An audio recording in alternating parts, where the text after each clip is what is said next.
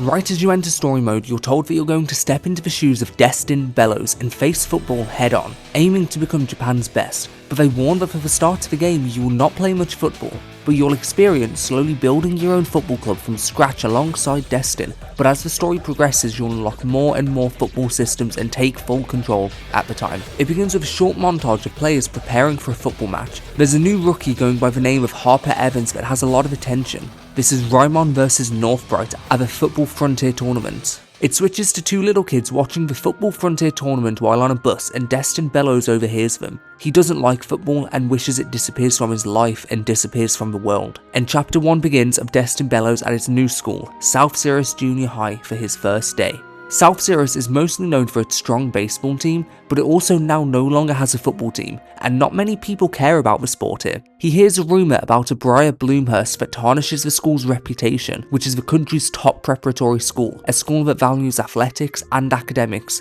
a nearly flawless institution. Destin can take small quests in the form of activities. They're basically side missions that reward you for completing them. It can be helping some people in need, taking photos, or even battling. Destin feels this is the perfect school for him, purely because of the absence of a football club. The bodybuilding club tries to recruit Destin, and begins the first story battle. To outwit and overcome anyone who stands in your way is how to battle here. You can deliver effective blows in a rock paper scissors style game by closely paying attention to the movements of the opponents, and you can use recovery items to heal and boost stats. Once Destin flees from a bodybuilding club, he can check out his new homeroom. There are many students across the school that Destin can battle with, and to train harder. The more you attack, the tension gauge will fill up and he can deal a finishing blow. Sometimes enemies can use a sweet attack that one-shot you, and when the countdown begins, you have to win based on the rock paper scissors command. Destin is introduced to his class. He sits next to an enthusiastic character named Cedric Freud, and Destin scorns him for a bad joke he made. Later that day after school, the two meet on Destin's way home, and Cedric tries to hang out with him, but he's shut down immediately. Cedric tries to force himself to be Destin's friend, and the two enter a battle. In battles, sometimes breaches, saves and miscalculations occur. A breach is a lucky hit that deals bonus damage, a save is a flash that blocks an enemy's attack, and a miscalculation is when your guard is down for a moment and your opponent deals extra damage. Cedric's attempt at befriending Destin here are failed as he loses this battle. On his way home, he witnesses a fight down an alleyway, a fight with Briar Bloomhurst, and suddenly a man is sent flying at Destin's feet. Destin witnesses Briar's incredible kicks take down all of these thugs at once, and it reminds him of football. He sees Briar's rapid movements through the eyes of a football expert and admires his athletic prowess. As Briar goes to deal a final kick to a thug's head, Destin puts a stop to the fight. The thugs abuse Briar, calling him trash, but Destin stands up for what's right, but this only allows him to take hold of Briar and beat him with a pipe, except Destin took the blow to the back of the head. Scared that they may have killed this young boy, the thugs flee from the scene and Destin wakes up in the hospital next to his mother. Briar returns home and speaks to his father. Briar has arrangements with a high school in the United States. He's from a rich family that decides everything for him. At the coast that same night, Briar and Destin meet again. Briar's legs are special, 1 in a million. Legs that soar beyond the clouds. Briar laughs at Destin's poetry, but is told to just stay out of his way, except Destin knows that Briar has a strong past in football. It's all Destin can think about until the next day, and he watched an amazing clip of Briar playing football as a child. So, the next day in class, Destin finds out all he can about Briar. He has got gifted legs, and he used to play football in elementary school. He was top of his class with academics and athletics. Now, he just picks fights. He can get away with anything with no consequences due to his family. They are the reason he hasn't been expelled despite being a violent punk. Destin does not give up about his athletic capabilities and his football past. He wants to know what happened to Briar to turn him into this violent punk, and he blames his father. His father decides everything and his word is absolute. His entire life has been set by his parents and he has no right to choose anything for himself. He's trying to get himself expelled to rebel against them. The school, however, won't kick him out because of the donations made by his parents. Football was ripped away from him by his father. Without football, Briar can't feel passionate about anything. Football was his last line of defense before it was ripped away. Destin agrees that football is just a meaningless pursuit and he leaves. The next day after school, a student tells Destin that the local South Sirius legend is a kraken, and as he's explaining the kraken's mystery, a mysterious floating thing interrupts, scaring the student, which scared that too, and that is the kraken. Destin follows it to capture a photo, but on his way, Briar also heads home in the same direction, and they walk together. When Destin finds the kraken, he sneaks a photo and defeats it.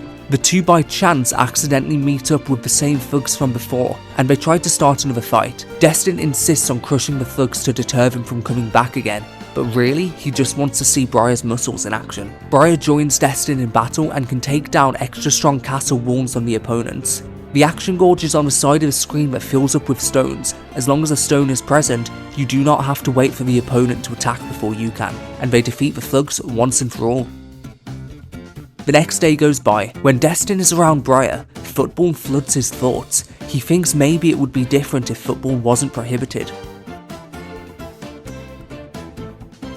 After another day of school, Destin leaves and sees a football flying in the air, and the baseball team is using footballs for a performance. They're batting footballs in the air and kicking them at each other for their fans, as well as other silly amusing performances. There was an incident 5 years ago where the football club caused trouble and the school tarnished it to save its own reputation. The baseball club just rips on it for a joke, but one of the balls stumbles over to Briar and Destin. Destin once collapsed on the football pitch. He has a rare heart condition and the doctor told him to always avoid high intensity activities, and he cannot play football anymore. The doctor uses mere data and statistics to take football away from his life, and this broke him to pieces. He came here to leave football behind, but he's infuriated at the baseball club's actions tarnishing the sport. Briar and Destin argue for the love of passion they once had for football, as Destin weeps at his condition. He's angry that Briar simply made a choice to listen to the rules, but football lives on in Destin's heart. While Briar still has that choice, he still has football.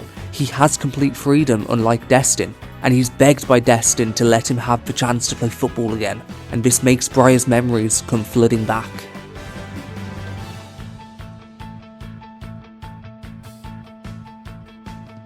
Briar never once rebelled against his father. He never chose to fight for himself, but now he makes a choice for his own path and he chooses football. He flies into the air and delivers a monstrous kick that lands the ball right at the baseball club captain's face.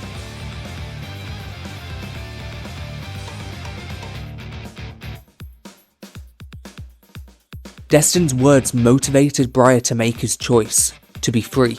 Destin was afraid to face his truth. He will never run from football again. Destin challenges the baseball club into a football showdown, and if they win, they will cease using the space for their amusing theatrics. Waves of students gather around and spread the word of the showdown. The baseball captain's attempts of intimidation do not work on Destin's now reawakened mind. His passion for football burns with renewed vigour in his heart. And I will not stand idly by while you insult football.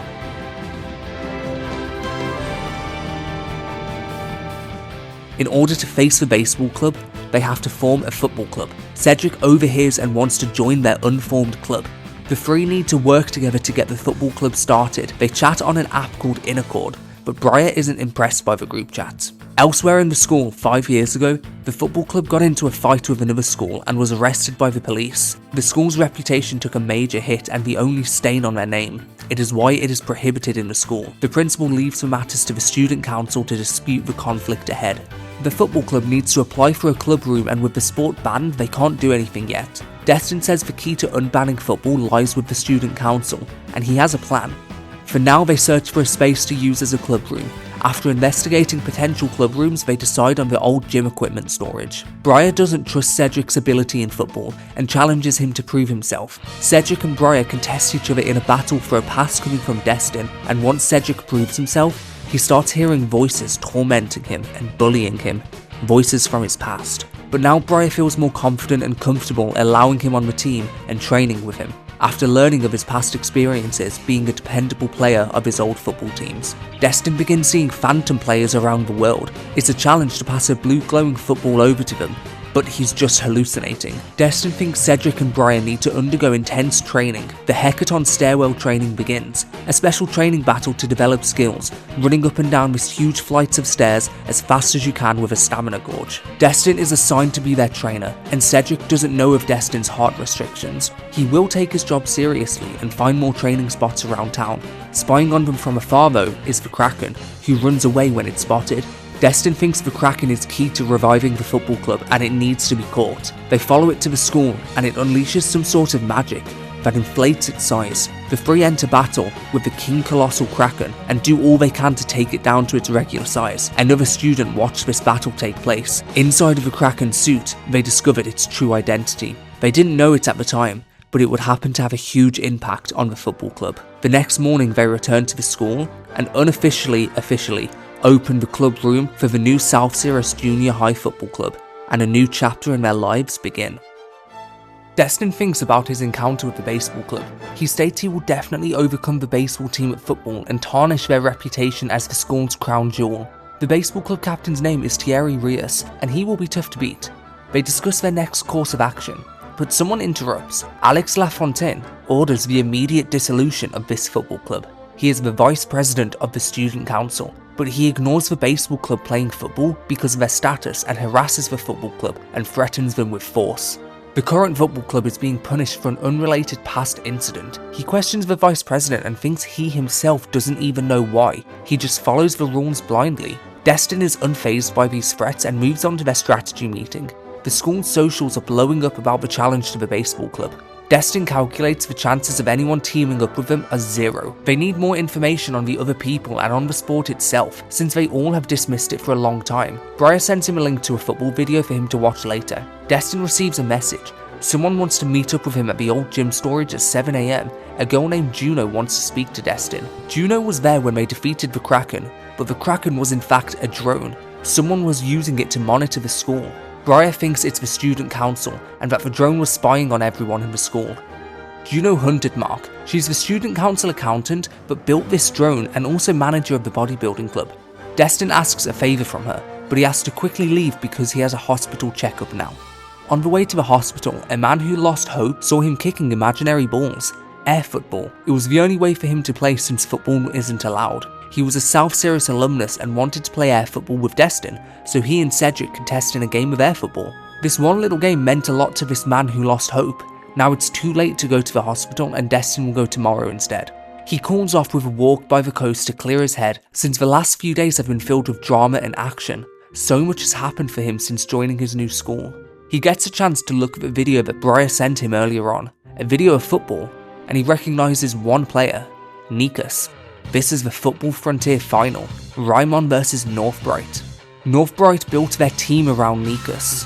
Nikas has incredible football capabilities and scans the entire pitch when he plays. Their entire team is filled with raw talent, and Destin sees Nikas' full potential shine bright.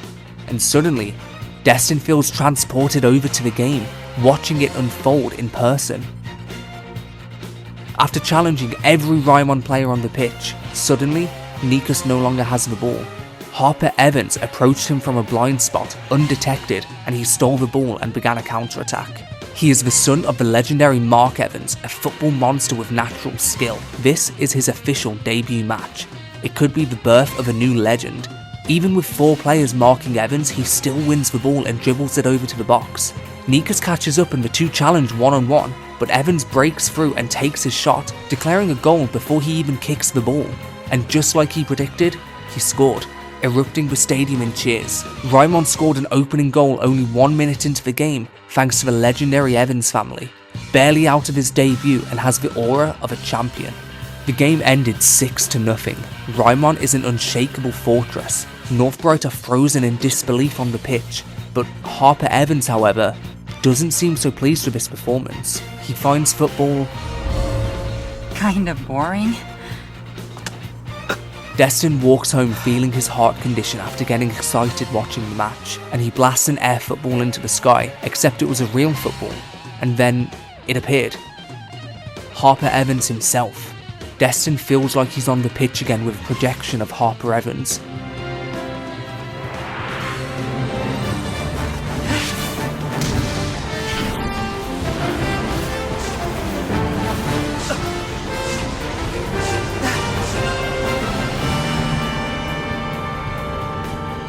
Evan says he is waiting for the day Destin Bellows will face him, but Evans is merely a projection of football. Destin took a step toward football today, on a path they must walk to take down a football monster, Harper Evans. Deep down, this is what Destin wants, but doubts himself and doubts his capabilities. Deep down, he wants to be the football hero that takes down the football monster, but every hero needs his allies with them alongside him. Destin can become that hero. That is where the path to glory begins. The Victory Road.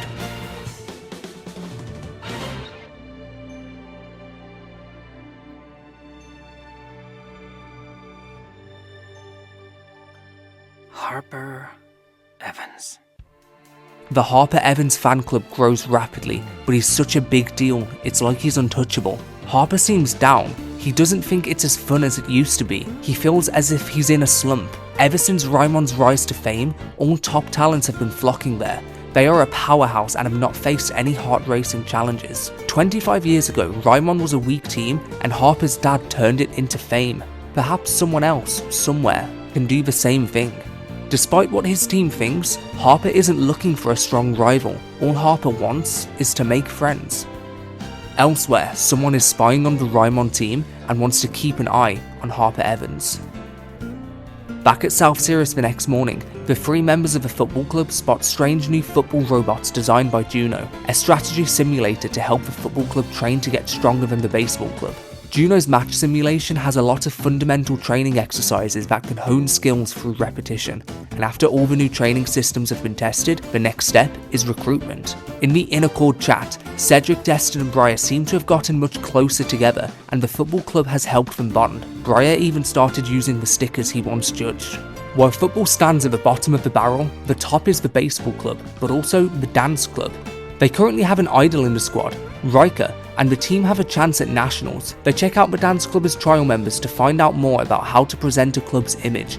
On the way, they see a student being bullied and abused. Destin senses a strange aura surrounding him. Kate escapes the bullies with his insane speed, shocking Cedric and Briar. They go to scout him before heading to the dance club, but he refuses and escapes way too fast to even follow. This only makes them more determined to change football's image and make people like the sport again. They find out too many people join just to get close to Riker. She dips right after class and is not a regular member of the club. She's apparently from a shinobi family. With ninja training, the club wouldn't be half as popular without her. They find her alone on the roof of a school. She recognizes Destin for picking a fight with the baseball club. They ask her for her help because she's the coolest kid in the school. They need her reputation to influence people to support the club. Destin's enthusiasm reminds her of her past. Riker does not like her family training. She merely wants to play with her friends and she will become number one her way. Destin will give her what she wants most. It's not money, but the view from the summit, the very top. Destin challenges her to a dance battle in 1 week. If he wins, then she must help them promote the football club. He has a dance-off in 7 days and a football match in 10 days. One could say he's addicted to duels. Destin has found a new place to train to prepare for the baseball club duel, and as they go to train, Destin goes to dance practice. The note Destin left tells Briar and Cedric, Noodle Shop, Shopping District. And here we get first sight into other playable characters. Here you play as Briar, and as the story progresses you can play as others too. Briar heads to the noodle shop and begins a noodle battle. The aim is to finish your noodles before they get soggy.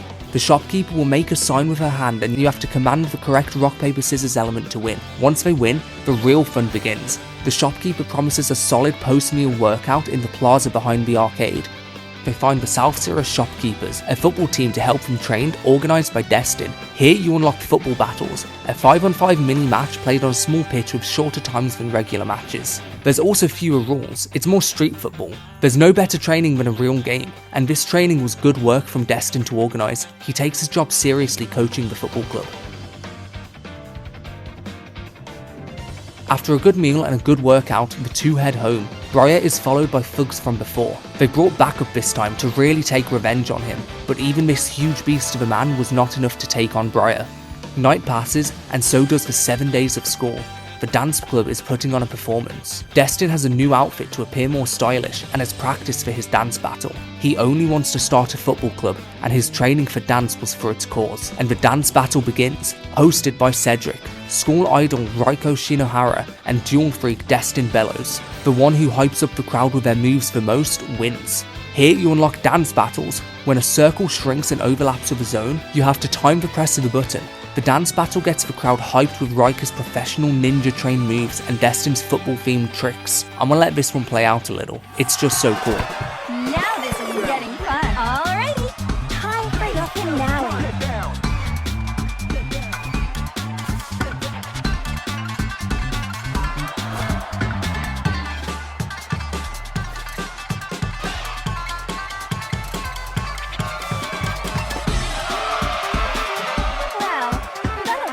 Let's finish this.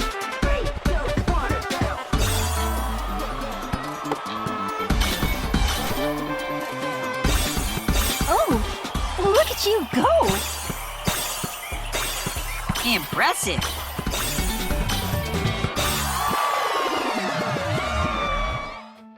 The crowd cast their votes and the results are in. The winner is Rika, which means there's no promotion from her on behalf of the club, but instead Rika surprises them with something even better. She wishes to join the football club. She is attracted to the whole zero to hero thing. She became the best dancer in Japan but lost her spark being at the top. Her goal was gone. She wants to start at the bottom again and rise up to the top, challenging herself, and she wants to do it with the football club. Rika is hated by her own family, disappointed in her as a half-rate ninja, and calls her a coward. But she never wanted to be a ninja. She wants to be number one at what she loves and hopes her family can recognize her for how she really is. Destin never cared about winning or losing the dance battle. He didn't just want her to help promoting the club, he wanted to light a fire in her. He saw that she was disappointed being at the top, and when he said he will give her what she truly wants, he wasn't lying. And in turn, her joining the football club is the best kind of promotion. Rika says goodbye to her half-hearted self. She walks on stage and tells all her fans she is ending her dance journey. And she invites everyone to cheer her on in her next journey with the football club, and gives them all one last show.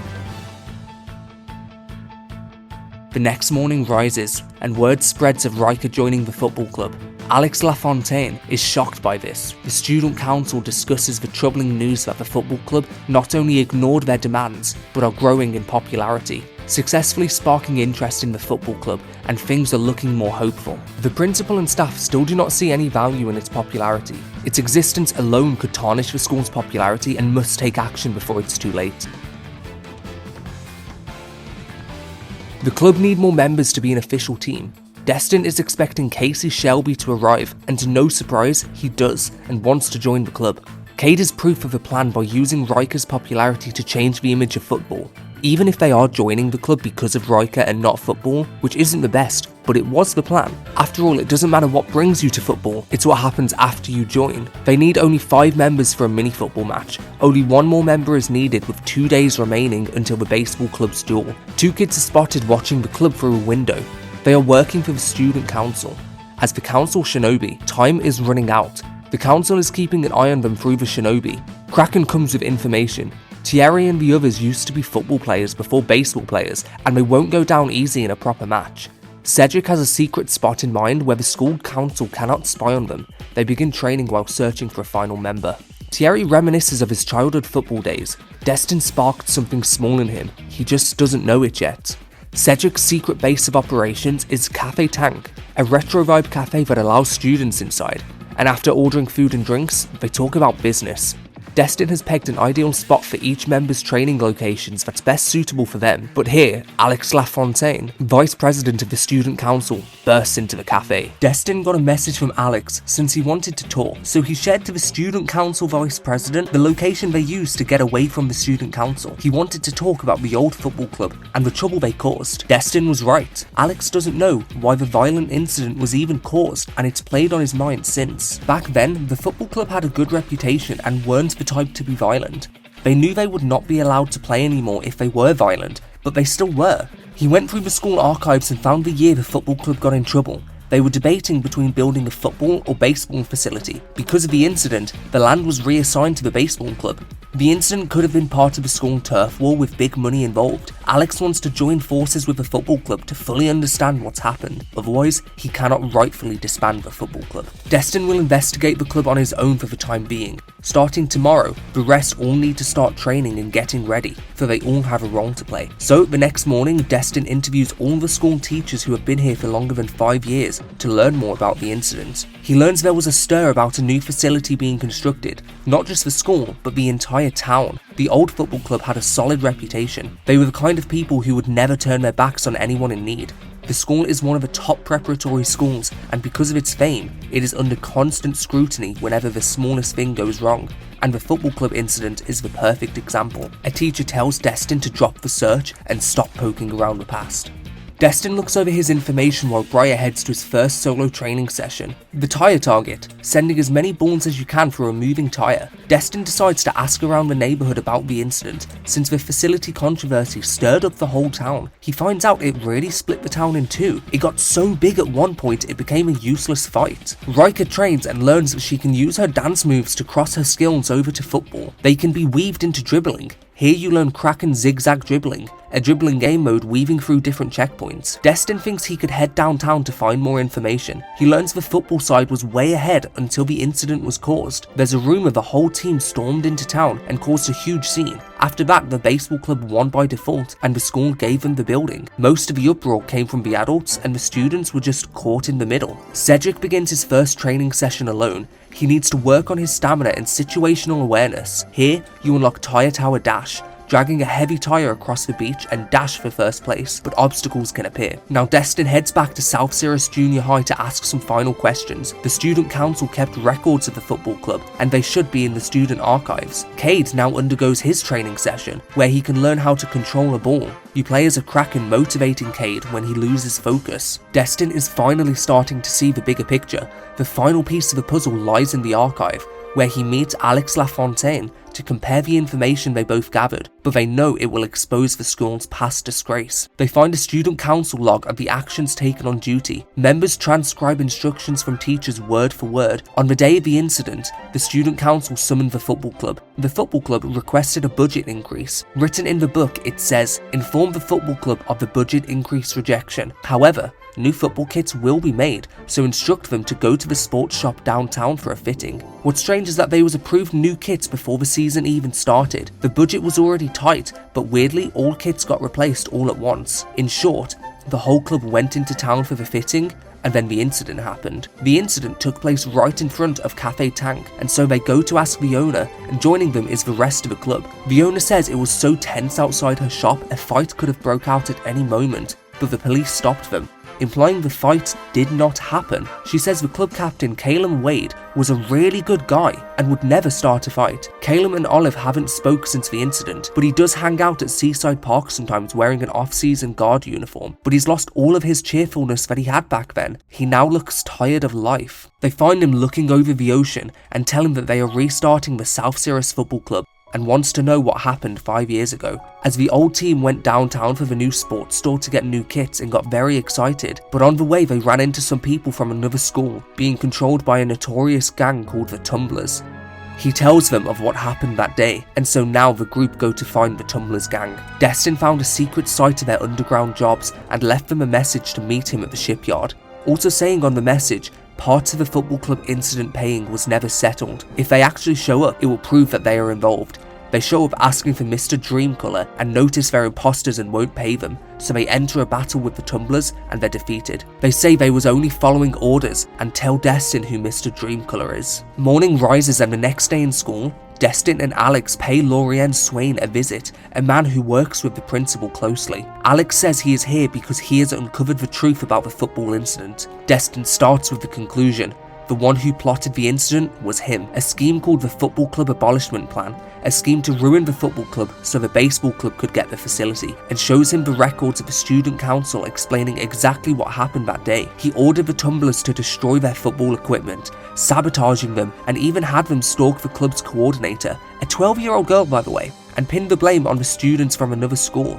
In that situation, the football club snapped. In that moment, the police conveniently showed up and they were taken under pretense of violence. The principal overheard this conversation and can see that it's true.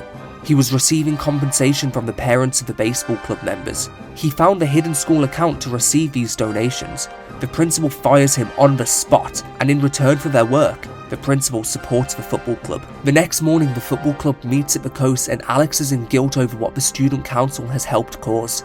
And he also says he wants to join the football club, and no one is surprised, except Destin. And Alex Lafontaine is now the football club's goalkeeper. The next day, Destin gathers everyone to take a group photo.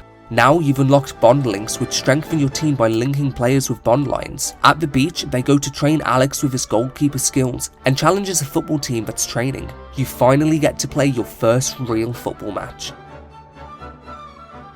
Thierry Reyes was also stalking the football club, watching them train. The morning of the duel with the baseball club begins. Here you unlock special training phases which occur before every story progression match. The groups go under the special training, and once the right requirements are met, they get ready for the match. And now you've unlocked story matches. Completing the special training objectives unlock a major story match that pushes the plot forward. Specific objectives are set for these matches too. The baseball club is preparing for the game and talking about when they once played football. The match begins and both sides take shots, but the baseball club scores first. The football club uses key man lockdown tactic on Thierry, but then Briar scores one with his new killer shot. Thierry demands the ball, but his lockdown stops him. Destin knows the team is built around Thierry and needed to lock him down. Thierry remembers his childhood football days. Whenever the ball was passed to him, it felt like it was only to make his rich, famous father happy, which is why he switched to baseball, so you rely on only yourself, and no one can use him to get to his father. But Destin reveals that teamwork is the thing that can help his issues with his father, and he can still enjoy football. Destin has motivated him and inspired him, and he asks Destin to let him join the football club. In sheer joy, the gang now have a great game of football with a new fire in Thierry's heart.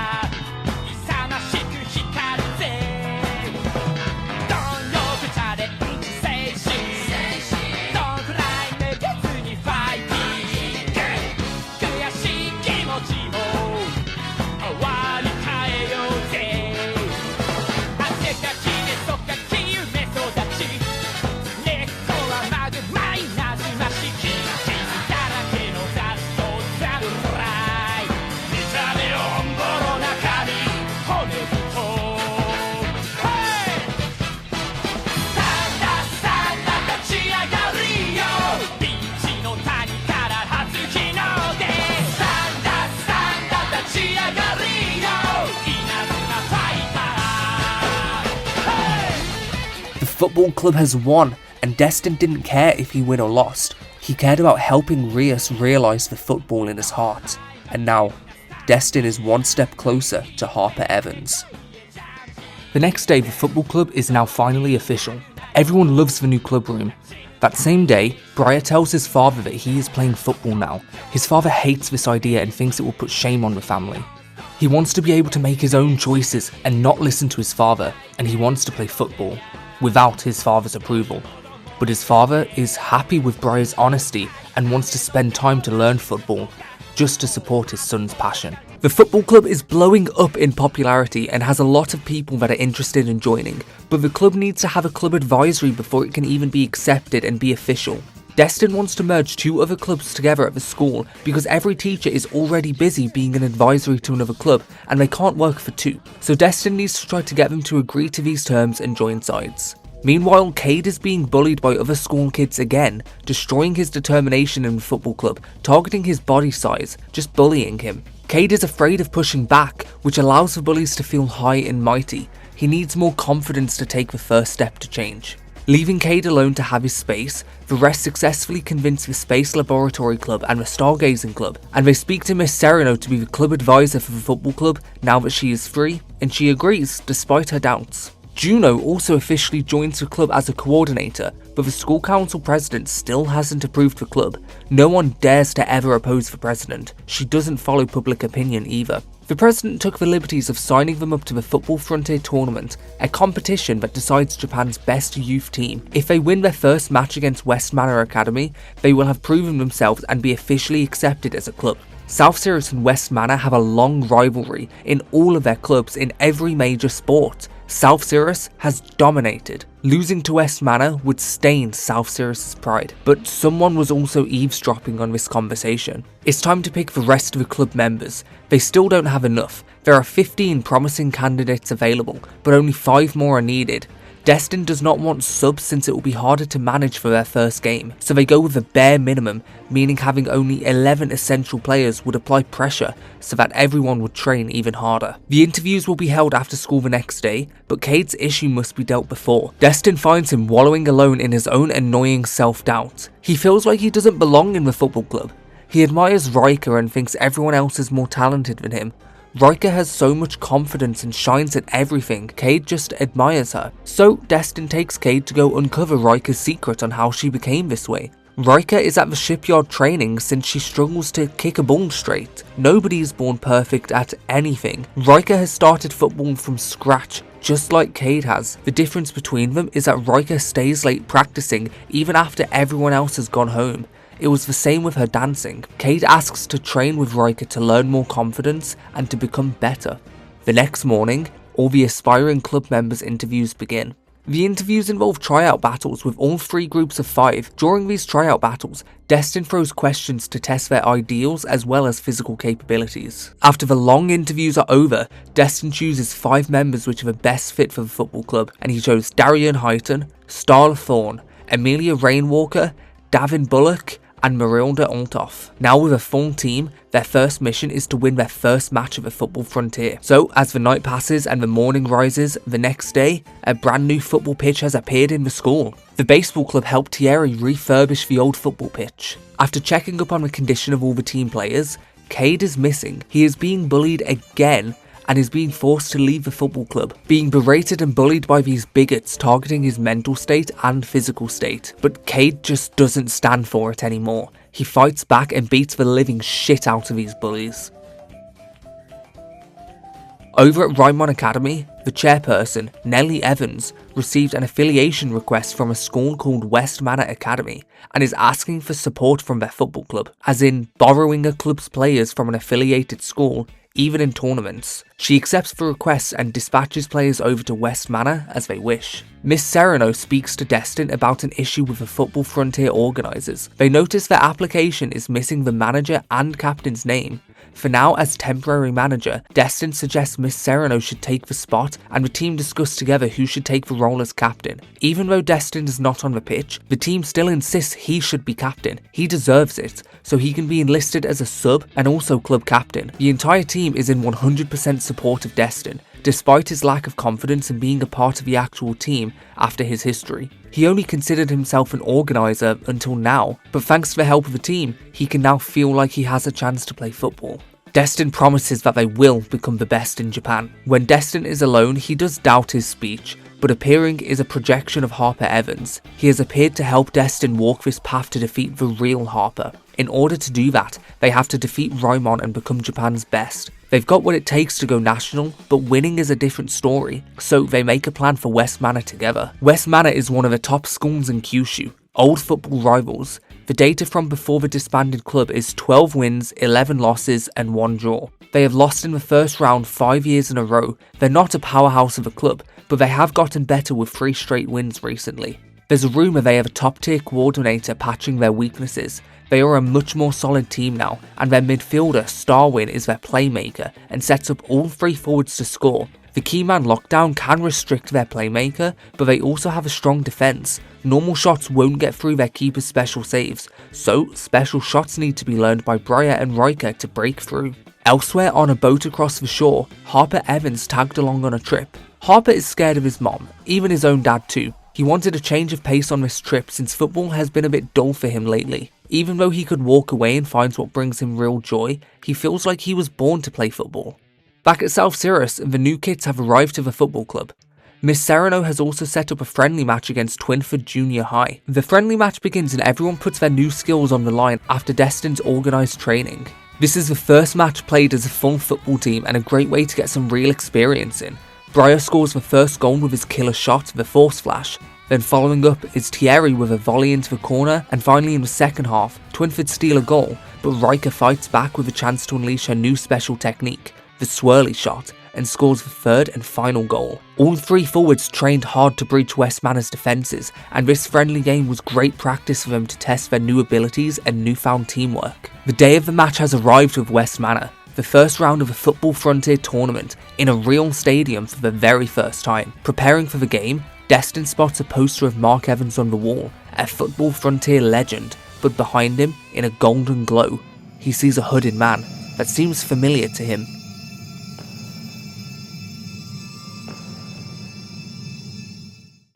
West Manor has brought in 2 players from Raimon. Lilac, the student council president of South Cirrus, does have a little sister, Yasmin, who makes everything seem easy and gives Lilac an inferiority complex.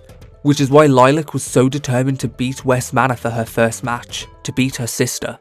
And the Football Frontier playoffs begin. Immediately Harper Evans charges toward the goal and nobody can even touch him. He takes a sudden shot that Alex had no chance of saving. It was just too strong. But him doing this makes the West Manor team displeased in having Raimon players on their team. Only having the ball for a matter of moments, it gets stolen away and Harper blasts it into the back of the net again, and it happens again once more, stealing a hat-trick for himself before half-time. Victory being ensured at this point, the West Manor manager lets Darian and Harper rest for the second half.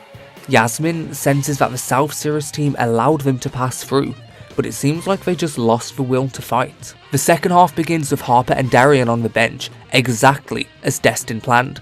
They wanted to trick West Manor into thinking it was in the bag and underestimate South Cirrus in the second half, so Destin let them run wild, so in the second half, a comeback can be made without the superstars on the pitch. Riker crosses her swirly shot into the box and he gets hit on a volley, but the stillness drop from the West Manor keeper was too strong. So Briar steps up the game, scoring their first goal with his Force Flash, and the second goal did not take long after. Cedric steals the ball and sets up Riker for a direct shot into the corner and she scores. Harper and Darian notice the sudden change in movement from South Cirrus and realise they purposely played poorly to allow them to be benched. Even though they're a brand new team, their formation is airtight and every player is doing exactly as they should. They see Destin sitting on the bench and realise that he is their strategist. The second half is almost over and 2 more goals are needed. They keep the pressure up with a barrage of shots wearing down West Manor's defences. Riker receives a through ball from the midfield and successfully breaks through the stillness strip, equalising the score. An extra time begins with golden goal.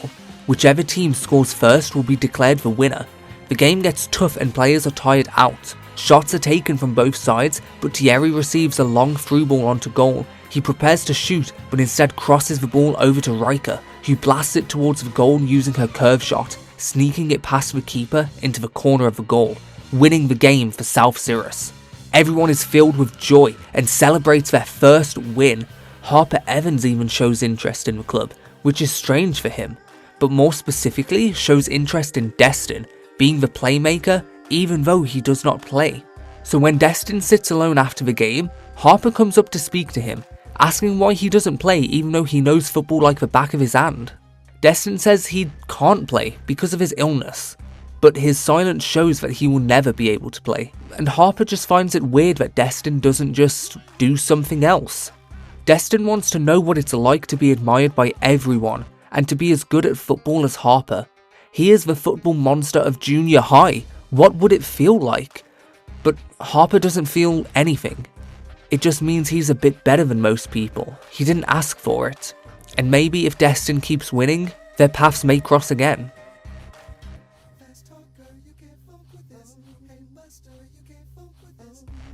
Destin keeps wallowing in what Harper told him, just to find something else to do. But Cedric clears Destin's mind and inspires him to stay on course to his dreams. He says that life is not about where you fit best, it's about where your heart wants to go. The encounter with South Cirrus has been living rent-free in Harper's head, but he forgot his meeting with his manager Norris.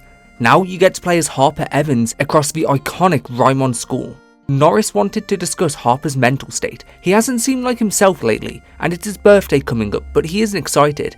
He doesn't get birthday presents, he never has. Instead, he has a big fancy dinner with his family. Back at South Sirius, the football club is officially approved as an established club for the school. There is a slight issue though. Turning the schoolyard into a football pitch has drawn complaints from the baseball club's parents. Pressure much like the incident 5 years ago. So, Lilac decides it's time to remove the baseball faction members from the school completely. Baseball club or not.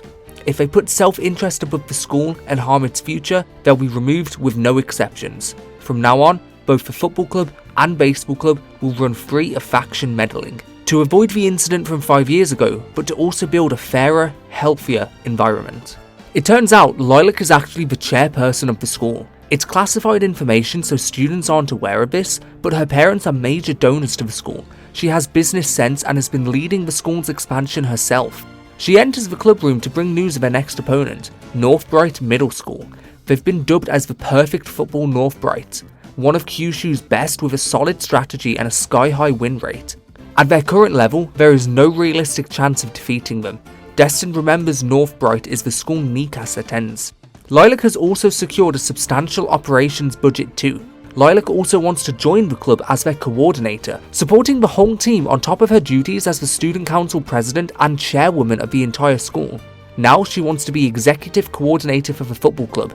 Rika and Cedric practice shots on the training ground, but something is up.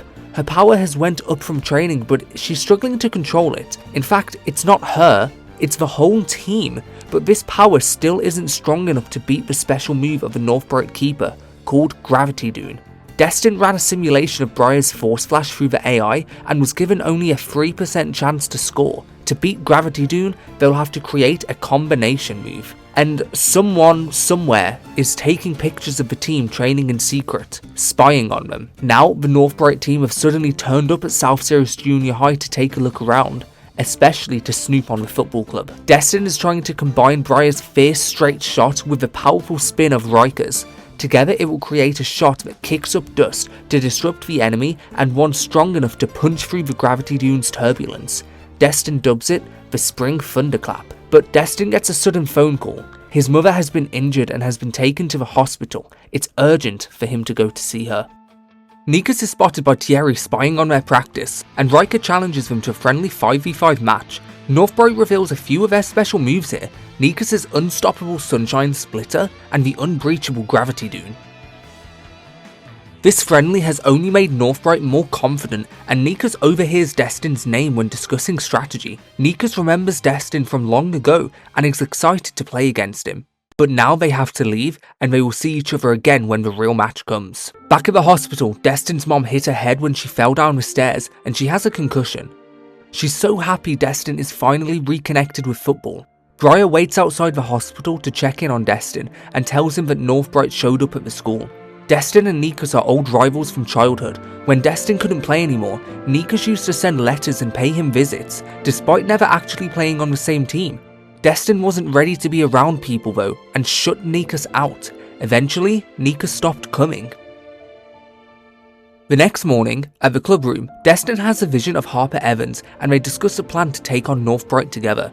Northbright trains with a system that sharpens every player's tactical instincts. Their whole style is tight, smart and super coordinated.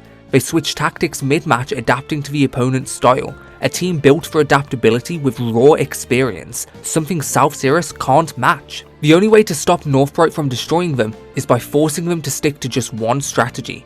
Nikas is the centerpiece of a three-pronged attack, but locking him down will force him to fall back into the Ivan formation. But the Ivan formation has a weak spot. It relies so heavily on offense, their defense is cracked open.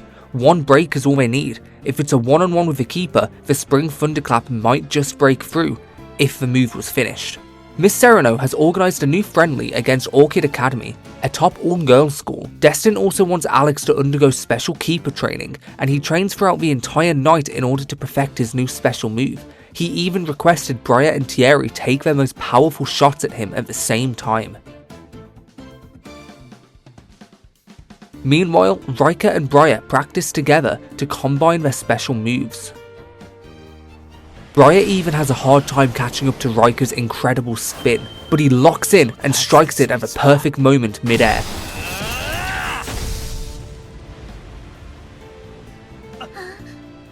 The dust clouds blocks everything in sight, and before Alex knows it, the shot has gone past him.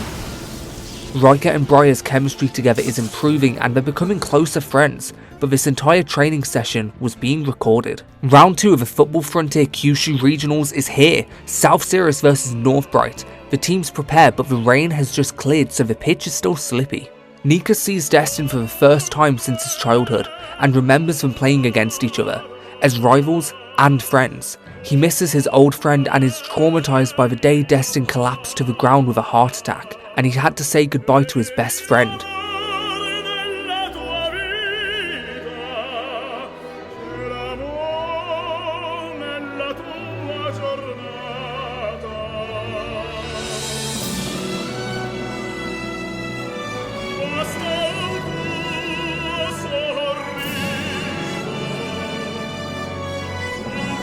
He can't help but begin to sob that Destin has finally returned to football.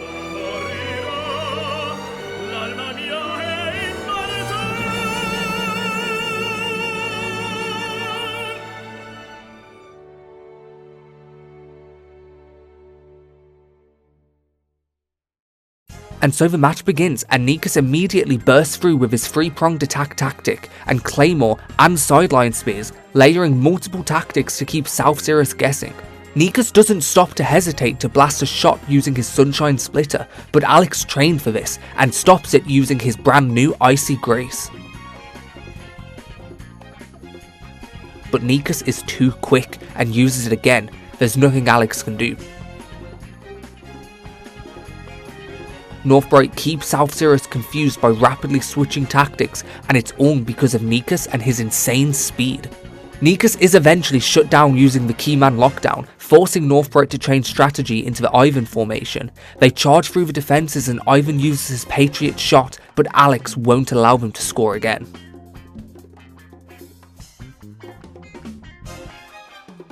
Gravity Dune stops every single shot toward the Northbright goal. The team struggles, but Riker and Briar wait impatiently for Destin's call to use their new combo move. With Nikas locked down, South Sirius has a chance to show off their brand new special moves and prove they aren't some regular rookie team. The second half begins with South Sirius struggling to keep up. Cedric gets injured during the intensity. Destin says he's been waiting to use the new secret special move because the time hasn't come yet, but truly, the reason is that it must be unleashed at its absolute peak in order for it to be a special move, which is now. The match continues and South Sirius make an attack on the wing and crosses it into the box.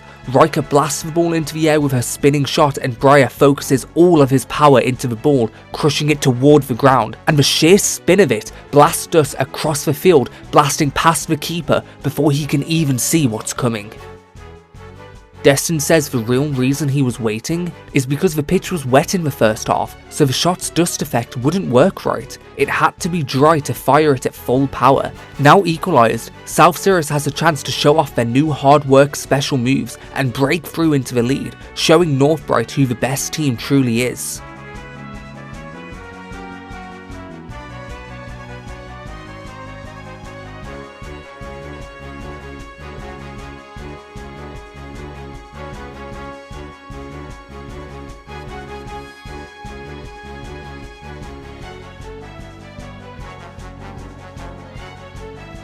The final goal is scored coming off Thierry Reyes and his Heavenly Thunder, winning the game for South Sirius. In defeat, Nikas is not sad. He is purely overjoyed and launches himself toward Destin. He is so glad Destin is back to playing football again. He can't hold back his sheer joy and says he will now be playing with Destin as teammates. Back at Raimon, Harper Evans says there was someone better than him when he was younger. News rocks South Sirius of a new school merger.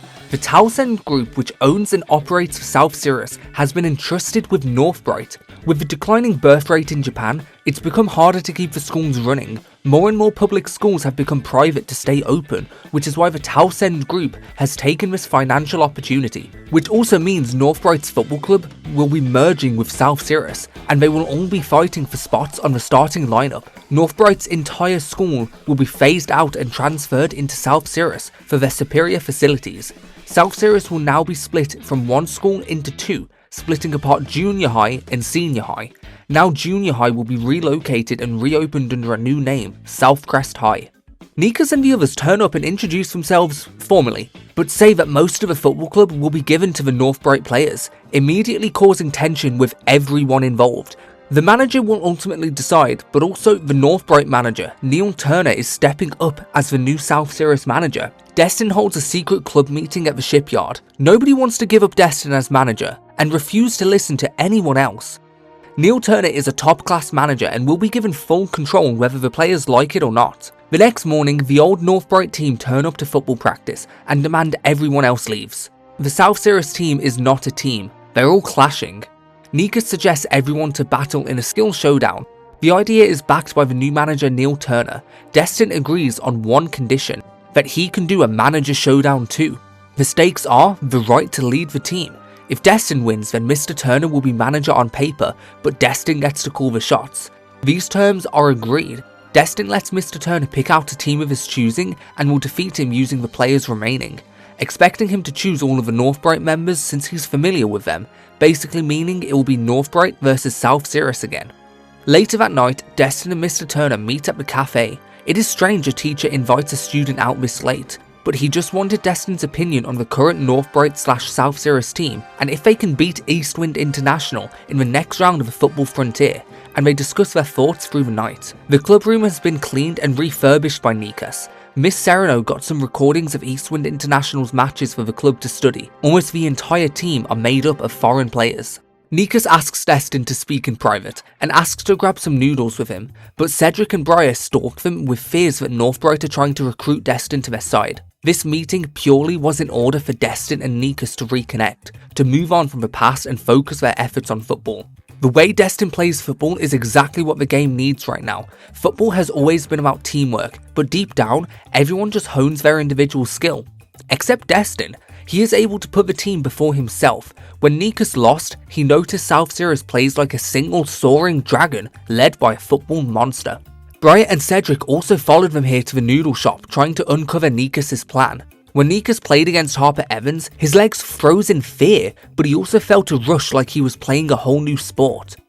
With Destin, South Sirius actually has a shot at beating him.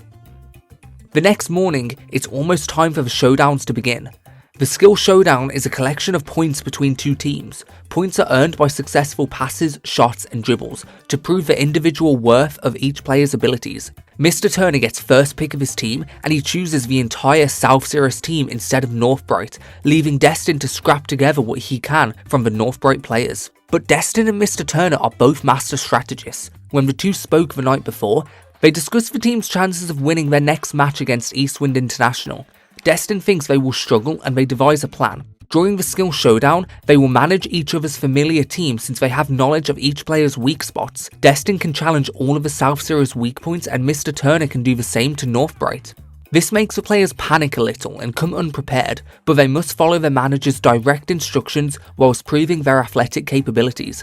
The match begins and both teams give it their all, no hesitation and no holding back. Since each player's future in the football club is at stake, this is about survival. Destin's team scores the first goal and dominates the first half. South Sirius struggles to keep up during half time, and everything feels equally confusing, but shockingly, more fun. Failure is a part of testing new things and nothing can beat the adrenaline rush when you succeed. The whole point of this match was to deepen the understanding between the two teams. Seeing their tactics from the other side gives them a sense of introspection, to view their actions from the outside and help them understand how to improve. By the end, Destin's team came out on top, winning 4-0, scoring a final goal in the final moments. So Mr. Turner announces he is stepping down as manager and leaving the school, entrusting the club to Destin Bellows. He wants Destin to lead the team through to nationals. The next day, Destin looks over the info for Eastwind International and hallucinates Harper Evans again. Eastwind International have never entered the Football Frontier before, but are Kyushu's strongest team. built of international students with a higher level of power, speed, and skill. However, they have a Japanese manager and captain. Destin thinks they have no strategy to them. They rely on their own strength solely to beat through opposing tactics, so they have no strategy themselves, meaning they can't be read or develop countermeasures. But Destin comes up with a plan. Their keeper, Martino Leone, will be able to stop Spring Thunderclap with his move Cyber Realm. The team instantly are displeased with Destin's lack of faith in them. Next, their striker Kai Yoshizaki. Alex's Icy Grace cannot stop his Cheat Blaster, which only ruffles Alex. They don't understand this match is like no other. It is essentially Eastwind's physical prowess versus South Sirius' strategy. So Destin has made a rough special training regimen and a new scheduled friendly match to practice. Against Crosswind Foreshadowing Junior High, another school who merged a few years ago, deeming it a relevant matchup for South Sirius' current state. And so the training begins. The team needs stronger special moves and stronger bodies to keep up with Eastwind International. The friendly match helps everyone strengthen up and a chance for the new players of South Sirius to blend into the team. The night before the game, Harper Evans says goodbye to Destin. He says one day, his true partner will appear to guide him.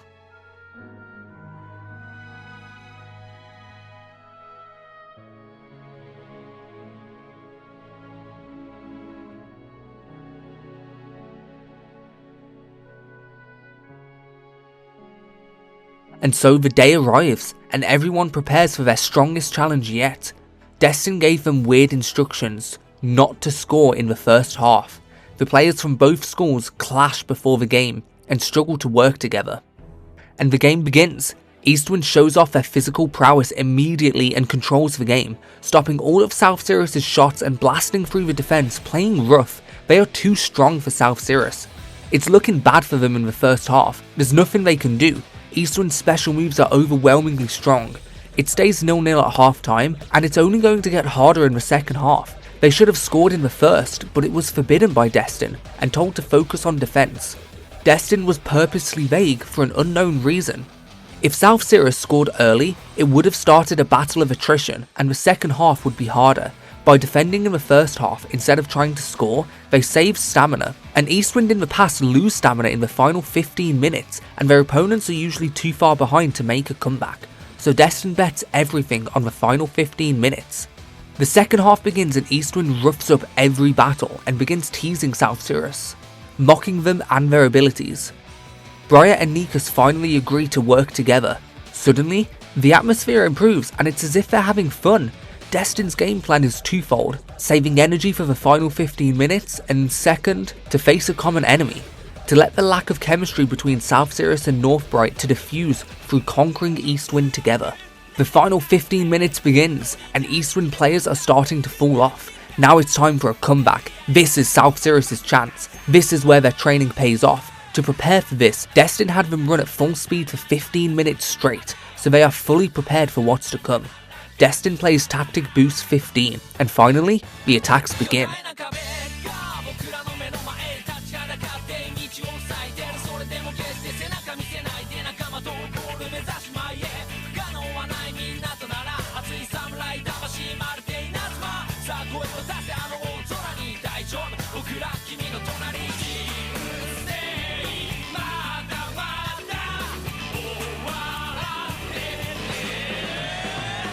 South Sirius blast shots at Eastwind in hopes for just one goal. They need one lucky break. And when Ivan gets a lucky through ball, he crosses it into the box and Briar scores a bicycle kick past the keeper, making it 1-0 with just mere moments left. With the fatigue Eastwind are feeling, suddenly South Sirius feel like monsters.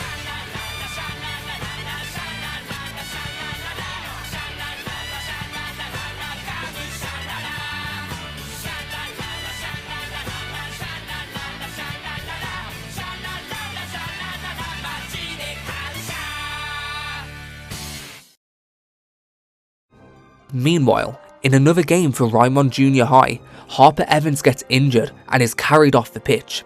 When Destin finds out, he's shocked that anyone could even touch the football monster. Fortunately, Raimon still won their game. News Online even says Harper Evans is beyond recovery, and at Raimon there's rumours that say his football days are over. Raimon Football Club trains as usual, but Harper has to sit out from his injury. He is just depressed.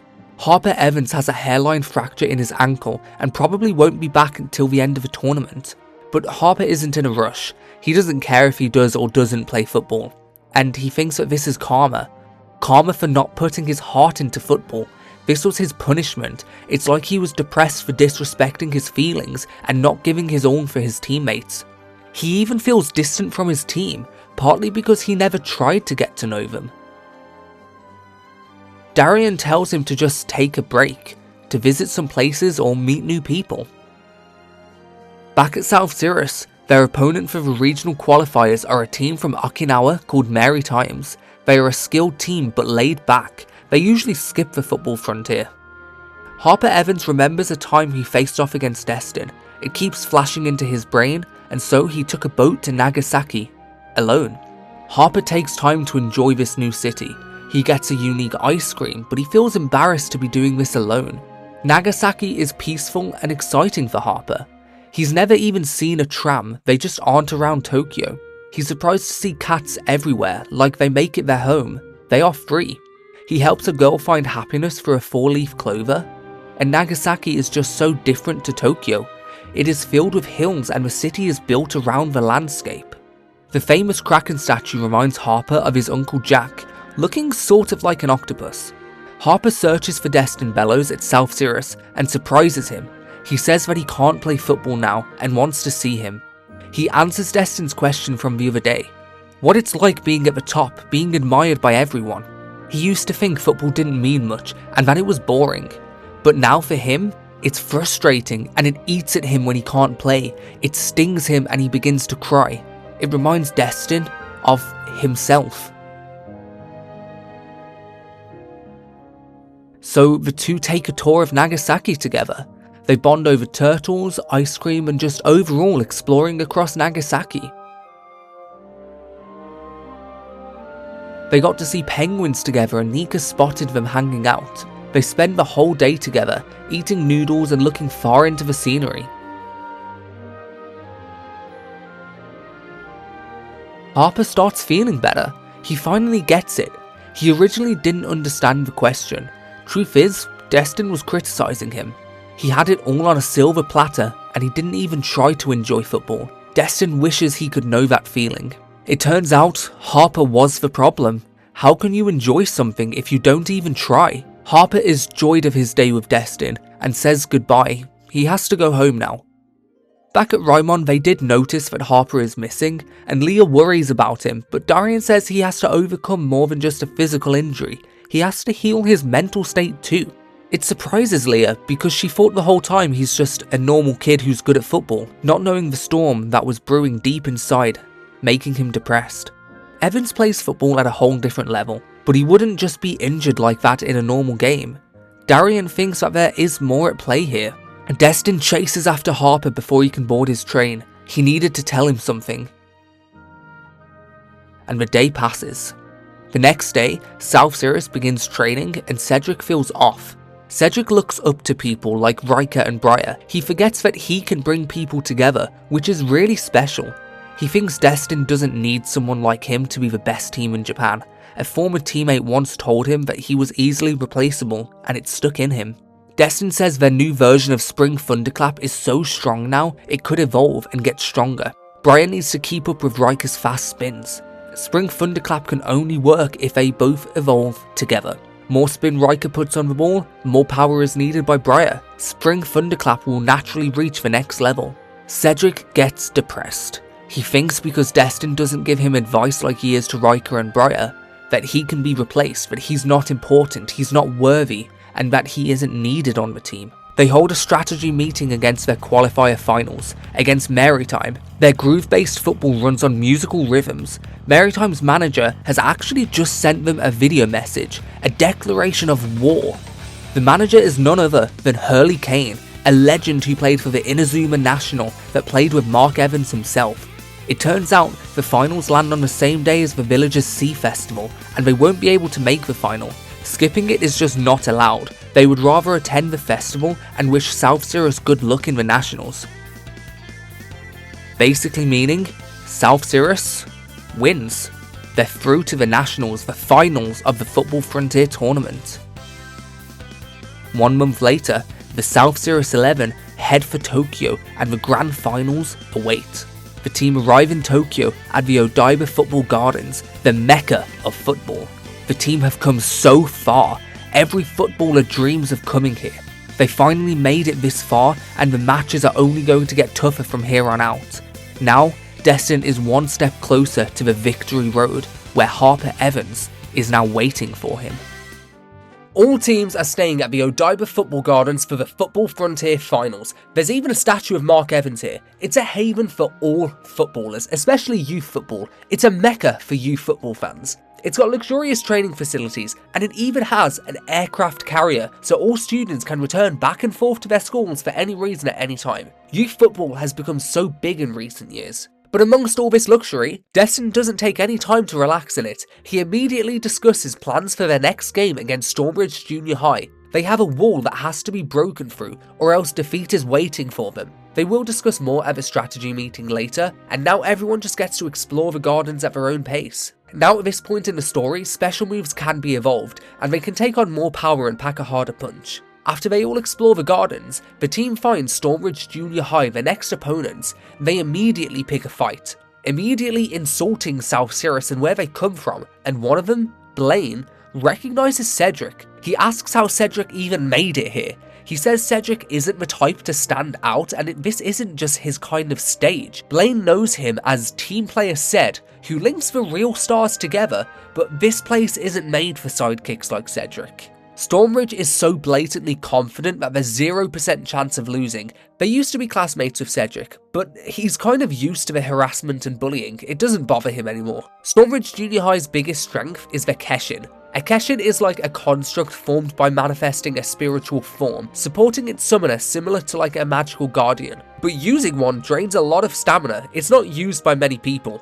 The downside is pretty significant. But their Keshin resistance is what's dangerous. They can link their Keshin together by performing a perfect attack route. They have 2 Keshins on their team as well. Their striker Blaine has Sacred Lands Clear Bunny, and their defender Govin has Worn Titan Warborg. Together they completely shut down the opposing team's plays. There is one thing South Cirrus can do: to fight their Keshin with a Keshin of their own. Stormbridge's strategy revolves around their Keshin, linking offense and defense, and that exact link is what must be broken, to sever it with a Keshin of South Cirrus's. They do have one person with the potential to awaken a Keshin, and Destin believes this person is Cedric, meaning the next match is all on Cedric's shoulders and he is key. Destin gives everyone a day off to rest before their big game, all except Cedric, who needs special Keshin training. His first step is to talk to everyone thoroughly, so Destin assigns him to track assigned people and their actions, taking pictures of them too. So now we get to play as Cedric in the Odaiba grounds and explore its luxurious gardens. He stalks Nika and Ivan in their tactical meeting and moves over to the ocean side to spy on Thierry flirting with some girls, but also on the beach, Briar's practicing his special training. Over in the main area, Rika begins her activity on social media again and finds Cade stalking Rika. Finally, Cedric stalks Alex helping an old lady. Cedric heads back to the cottage to find Lilac, Alex and Juno also being gathered. Destin may have found a clue on how to help Cedric awaken his Keshin. He is the only one, because the South Cirrus Keshin will be born from their unity, not individual skill, making team player Ced the perfect choice. For now they need more clues. He found a record of an old South Cirrus student using a Keshin, so they want to dig into this history and uncover its truth. But it dates to over a decade ago. The only records may be found in the school's archive, with old documents, and so the night passes and the morning rises, and they head back home to South Cirrus using the Skycraft to investigate further. The facilities here are top priority. Youth football is a large source of income for the Japanese economy, and it's invested heavily, meaning these students can travel back and forth whenever they please. Lilac has now made a school-wide announcement allowing anyone in the school to be recruited into the club if Destin wishes. The archive room is locked and none of the clubs who frequently use it have the key at hand, meaning the key is missing. Edwin Grove is a platinum inner tuber who monetizes on the privacy of others in the school. Some of his recent posts have been exploiting others like top prep school's principal is an Idol fan, or smoking hot teacher is secretly a spooky big bums fanatic, or candid snapshots involving gorgeous student council president. He has been using one of the highest reputation schools in the country as clickbait. He was using the archive as a goldmine for private information. He too has been the mystery figure that's been filming the football club in secret over the last couple of months. Now they searched through the documents in the archive and found an old textbook of the football club and their Keshin. Back at the lodge later that night, Destin shares the information he found. Everyone needs to understand how it works. Back then, it was a striker who activated his Keshin, but he wasn't an exceptional player. To summon his Keshin, he fused the forward's energy into one massive stream. A Keshin for a new team like South Cirrus will be born from all of their strength. Cedric's style is all about complementing others. He reads the match, syncs up with teammates and guides them to success. It's his real strength, and it's why he is perfect for this job. But he feels like he's just not good enough to do anything impressive on his own. His self-doubt is overwhelming. He can only help others and not do it himself. The journal mentioned exactly what he needed to do to summon the Keshin. It says he would stand by the school gates every morning, reading the energy from all the students. But this wouldn't work now since he needs to do this for an entire team. He needs to go to a place where lots of people gather. Shibuya, the Scramble Crossing. Cedric feels he doesn't feel connected to the whole team. He was just pretending and hoping Destin saw through his mask. He knows better than anyone how much of a nobody he is. He is easily replaceable in the team. He's never even had a best friend that he can open up to, and he still doesn't. For as long as he can remember, he would always be on the move from his parents' work and leave his friends behind. He always had a sense of misplacement, not fitting in. He fought to enjoy life. He had to force himself to make friends, force himself to fit in, just to get by.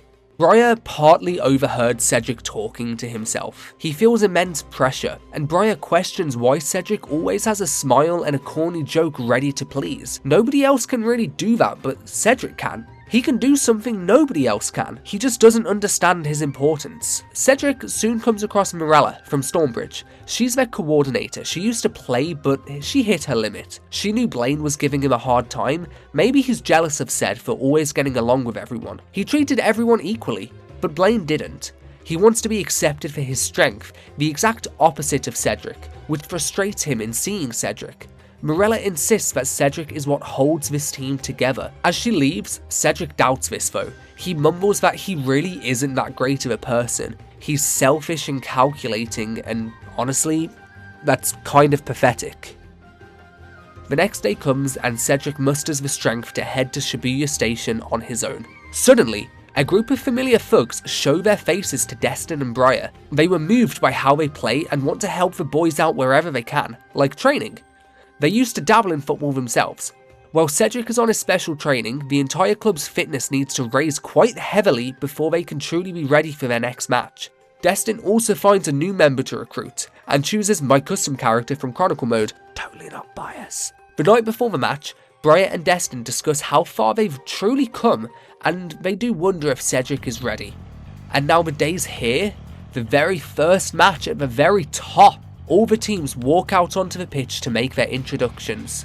As South Cirrus walk on, Destin falls over. Maybe he is a little bit nervous. But following his tumble, the rest of the Football Frontier final qualifying teams proceed onto the pitch. Stormbridge Junior High, the Masters of Keshin, the rule-bound and by-the-book Lawcrest Junior High, AI Academy with their cutting-edge technology, Noble Insight Institute, the champions of classic football, Alpine Junior High, the Silver Knights with a selfless spirit, the infamous Royal Academy with their impenetrable fortress of tactical precision, and finally, last year's champions, and the legendary undefeated kings, Raimon Junior High.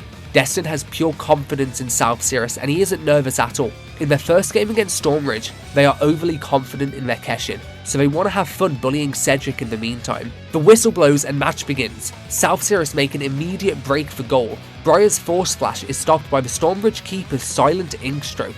Both teams will make sure that they won't slip up even once during this match. Apparently, only a Keshin can beat a Keshin, and South Cirrus officially has none at their disposal. It doesn't take long until Blaine Westbrook unveils Stormbridge's Keshin.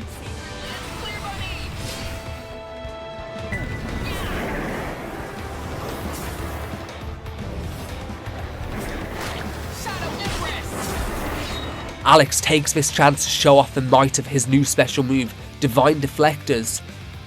But that wasn't enough.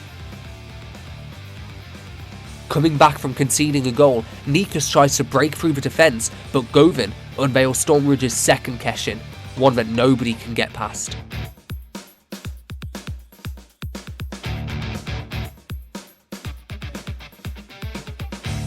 Blaine and Govin can combine their two Keshins, Clear Bunny and Warbug, together. Alex's Icy Grace has no chance to stop the Shadow Empress shot either. They cannot be stopped without a Keshin.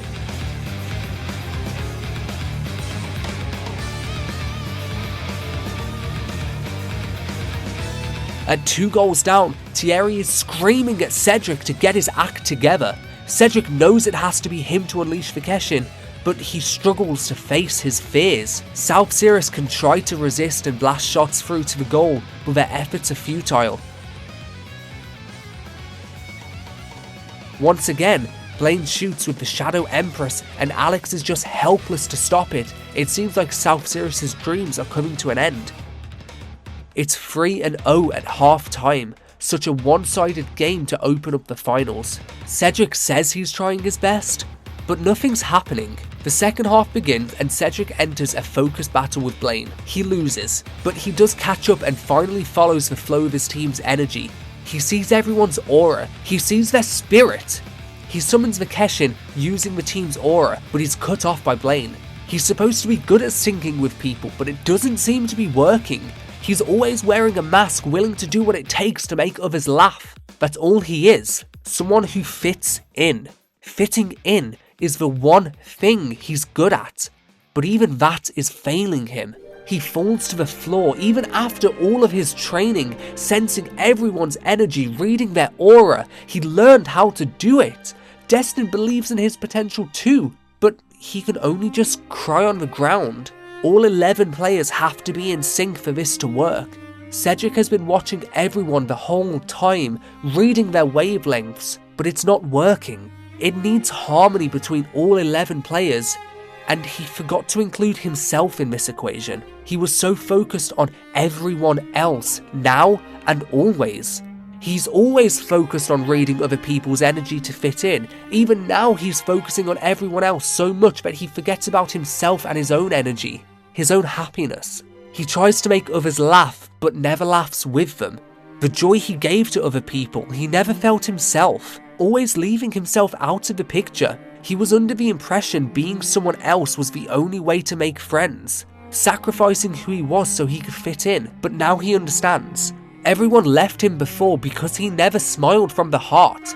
This sudden realization makes him realize he likes making people happy, but he wasn't having fun himself.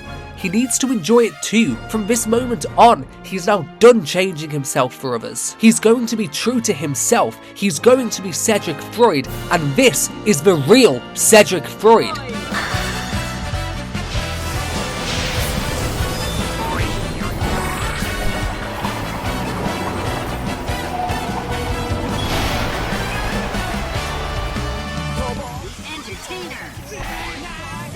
He pushes through the defence and scores the first goal for South Sirius, leading the way. He's no longer a person who fits in the crowd. He now unleashes his football personality, no longer afraid of others' rejection, and the team recognises this. They follow his lead and they turn the game around with him. Cedric's dazzling carnival is a perfect incarnation of this. He's having pure whimsical fun, unconditional fun. Blaine and Govin try to team up to take down Cedric's Keshin, but Blaine is in pure disbelief that the one person he hated most would ever be able to rival him. Cedric's pure heart and joy simply overcomes Stormbridge's Keshin. Nothing can faze him right now. He's just too happy to be free. It doesn't take long until the second goal follows. Cedric is just unstoppable. His freedom and joy cannot be trifled. And then moments before the end of the game, he scores his hat-trick, equalising for South Sirius, taking them into extra time with golden goal. Whoever scores first is the winner.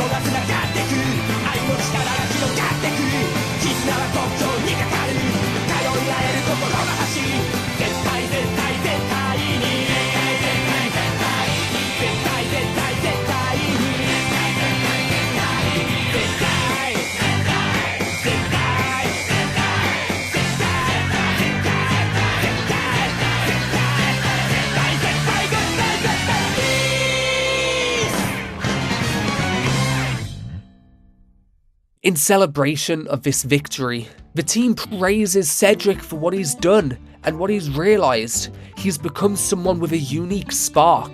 He's become someone that he can be confident of himself with, someone who can be free. And elsewhere, in a strange location, in the wilderness, Harper Evans lays alone, thinking of someone from his past. Now, back at the lodge, Destin has his first official interview. He's kind of squirmish. They ask him how he feels leading this team through the storm. He feels happy. Up next is their match against Royal Academy, who are known for their disciplined play. Destin thinks he has a sure shot at winning, but he's giving short, nervous answers. Finally, he is asked why he doesn't play despite his vast football knowledge. Then it cuts away to much later, where the interviewers discuss to themselves. If they say it's truly sad he has all this football knowledge, but he can't play due to an illness. Most of the time when people can't chase what they love, they give up on life entirely. And it brought back memories for Rena, a boy she interviewed back in Junior League. His eyes were full of hope. If Destin didn't have his illness, he could have matched even Harper Evans. So the night passes and it's time to prepare for the next game against Royal Academy, but they have no time. Suddenly a large tanky bus rolls up at the Odaiba Gardens, one with such an air of menace. Coming out of the bus is the infamous Royal Academy. They're here to scout out South Cirrus. Royal's manager is a total data freak, and since South Cirrus is brand new, there's no data on them at all. At the beach, Destin approaches Alice Rendell, who has a strange talking bunny on his hand. Alice says he was attempting to decipher the gull's aerial trajectories in the sky. Destin tries to introduce himself, but Alice simply doesn't care about socializing with opponents. The bunny also chimes in. Alice is simply here to assess Destin's squad's current form. He wants to make this a true contest of strategy on equal footing, and he leaves before he can elaborate. A woman spots Destin and recognizes his kit. Being from South Cirrus, she asks if they have seen her son, Cade Shelby. She's came to check on him, since it's his first time sleeping away from home. Cade's mom is a fitness instructor and scolds him for not doing his daily workouts. These workouts are the true secret to Cade's speed, but Thierry struggles to picture it. Depending on how you look at it, Royal Academy could be tougher to beat than even Raimon. Their team practices over 20 different tactics, so they're ready to counter any strategy. They are terrifying tacticians. Alice Rendell is also a genius. They're a team with no exploitable weaknesses. They call him Alice in Football Land. The only way to beat perfect strategy is with perfect unpredictability. In order to beat Royal Academy, they have to make sure the equation doesn't add up, completely disregarding logic. In order to train and prepare new tactics, South Cirrus plays a couple of friendly matches against Lawcrest, AI Academy and Noble Insight, the three other teams that lost their first match of the Football Frontier finals. They're the perfect matchup to train against. They're all Stormbridge's level of strength and skill. After a few days of intense training, the day has almost arrived. Destin and Alex hang out at night and they spot Cade on the beach practicing his dance moves. He's trying to be just like Riker. He has a deep admiration for her. But anyway, the next day, the match awaits. Royal Academy are late to the game, but they don't miss their grand red carpet entrance.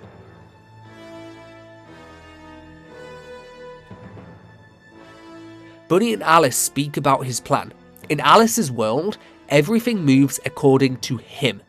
If they can beat Royal Academy today, they will soon meet Raimon in the final. Royal Academy once clashed with the legendary Raimon Kings for the top spot 25 years ago with Mark Evans.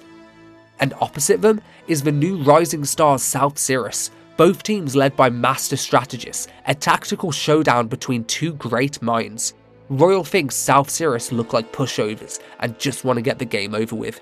The whistle blows and this clash between tactical titans begin. Royal's menacing aura hasn't changed after all these years. Although the players change, its ominous menace remains. Both sides begin testing the other side to read the game, but Royal Academy also have a habit of pure aggression and begin with a tactic right away, the Enchanted Forest, engulfing the stadium in a dark mist as well as boosting their own strength. South Cirrus struggle to match this power right away. They take a long shot with their Royal Penguin Parade and they break through the defense, and Alex too couldn't keep up with it.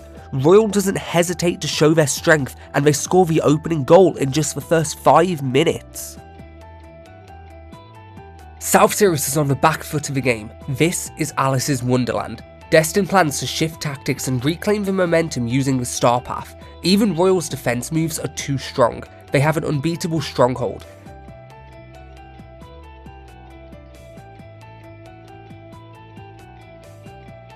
Thierry manages to sneak a shot with his Heavenly Thunder, but the keeper's Royal Shield stops it with ease.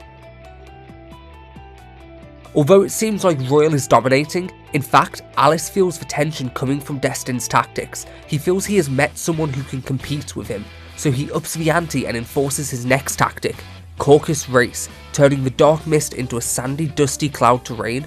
Even Riker's swirly shot is saved easily by a full power shield. Right now, all South Sirius can do is try to withstand the Caucus Race. All of their techniques are falling short to Royal, but Destin included this in his calculations. He expected the struggle and planned around it. He's ready to now shift into a higher gear, using Roar of Resolve, clearing the dusty skies. Through pure skill, Riker creeps through the defense with her afterimage and passes over to Nikas on the wing. He gets a perfect direct hit on the ball and smashes it into the corner, equalising for South Sirius. Bunny didn't expect South Sirius to power themselves up this much, it wasn't in the data, but Alice doesn't panic for they're still trapped inside his world as he unleashes Cavalry Advanced. This does nothing to the terrain, but instead makes Royal's players an unstoppable cavalry, boosting their attack. They hit South Sirius hard, but Destin has counterattacks ready with the Titan Wall, boosting defense by 50%. Royal take another shot with Royal Penguin Parade, but Alex won't make the same mistake again, and saves the shot just seconds before the halftime whistle. Alice feels excited. This is the first time he can't see what's coming next. South Sirius kicks don't match any corresponding data. Bunny figured out what the issue is. Destin made all players wear different boots than usual. The weight and material of the boots directly affects the player's comfortability and precision when kicking the ball. Even when kicking it the same way, Destin took this into his game plan and knew that it would create room for error in Royal's perfect calculations. Alice has a sheer sense of curiosity burning inside of him. He for once takes notice of who his opponents are and is intrigued by Destin. They find out that Miss Sereno doesn't run the team. Destin does, as the captain and sub from the bench. Despite never playing a match, Alice is oddly curious how he is the brain behind it all, behind ruining the vision Alice has painted. He insists he will win this manager showdown, and he must draw a new vision inside his Wonderland.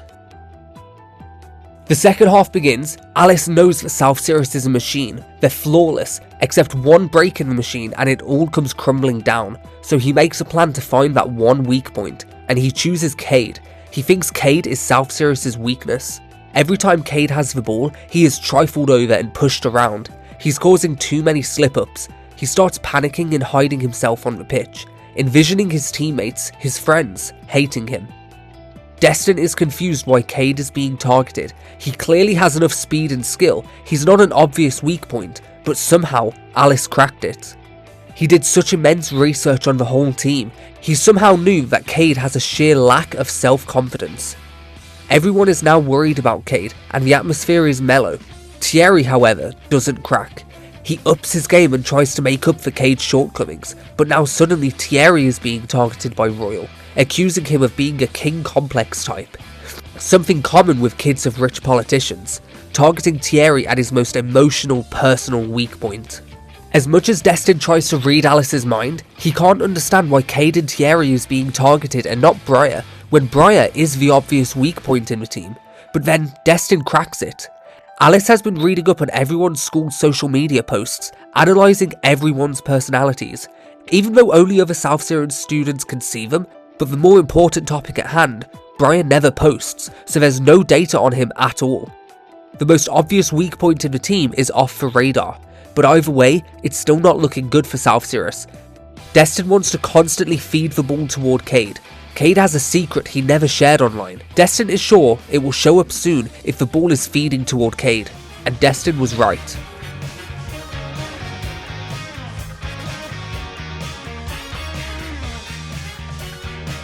When Cade next gets the ball, he explodes in Riker's aura, a copycat ability of her dance moves, perfectly mimicking her traits. Cade's self-confidence is shaky, so when he's backed into a corner, he adopts someone else's personality, And who else is better than a strong-minded, strong-willed, skillful Riker? Someone in the crowd knows this ability. It's called mix and match, being able to use someone else's abilities as your own. It bonds together their emotions and willpower. Cade makes a break through the defense and Thierry strikes back with his heavenly thunder, smashing through the full power shield, rattling Alice with unprecedented disruptions to his calculations. Now in the lead and Royal falling behind, South Sirius finally have the advantage. No matter how many special moves and tactics Royal use, they can't keep up with South Sirius, not without their airtight strategy and data, so instead they use their sheer strength in order to equalise, using the infamous Death Zone.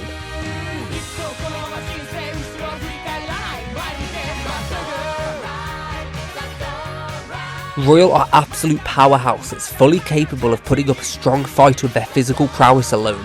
In sheer strength, they outmatch South Sirius. Unfortunately for them, without the airtight data they rely on and discrepancies in their strategy caused by Destin and the South Sirius players, they fumble under pressure, and Cedric takes advantage of this, scoring a third goal for South Sirius, dominating the game in the second half. Royal are in fact so strong, South Sirius can hardly win any focus battles. Royal wins every time, and their overwhelming power doesn't stop even at 2 goals down. They refuse to give up. They barrage tactics and attacks and even manage to blast through, scoring a second goal in the final moments of the game, but it wasn't enough. Through Destin's leadership and strategy, South Sirius win. South Sirius resembles Raimon back in their prime 25 years ago. Absolute underdogs with no expectations of accomplishing anything, somehow rising to the very top. Alice Rendell is in utter shock, and a strange man approaches to talk to him and give him comfort. This man is his father. Later that night, Destin meets up with Alice before he leaves. Destin praises Alice's commitment, transferring students into South Sirius to gather intel and analysing every move possible. Alice wants to battle Destin again one day, in another manager showdown, or maybe one day, team up to fight even stronger foes. Either way, they will meet up again, and Bunny too says his goodbyes. Back at Raimon, Eleanor and Darian talk about Harper. He's been off again. Even after spending a lot of time with Harper, Darian understands nothing about him, and it was the same with everyone else. He wants to visit Harper at his home. He feels he's lost a friend and wants to be there to support him.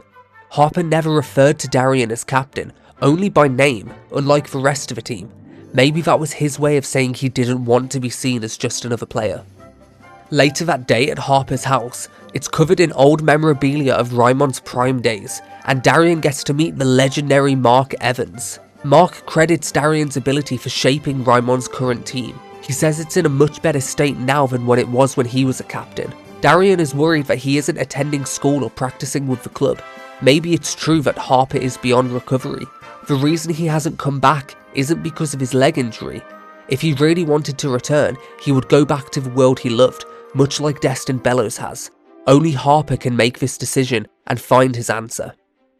Everyone's overestimated Harper when he was called the football monster, but Mark doesn't think so. He thinks the real monster is Destin Bellows. After staying for dinner, Darian remembers what Harper told him not too long ago, that he found football boring and he just wants to make friends. Darian now realises how he never truly understood Harper. The signs were all there that inside he was not fine, but the onslaught of goals coming from Harper convinced everyone that he was fine, but he always felt alone. The next day at Raimon, Darian looks for Leia.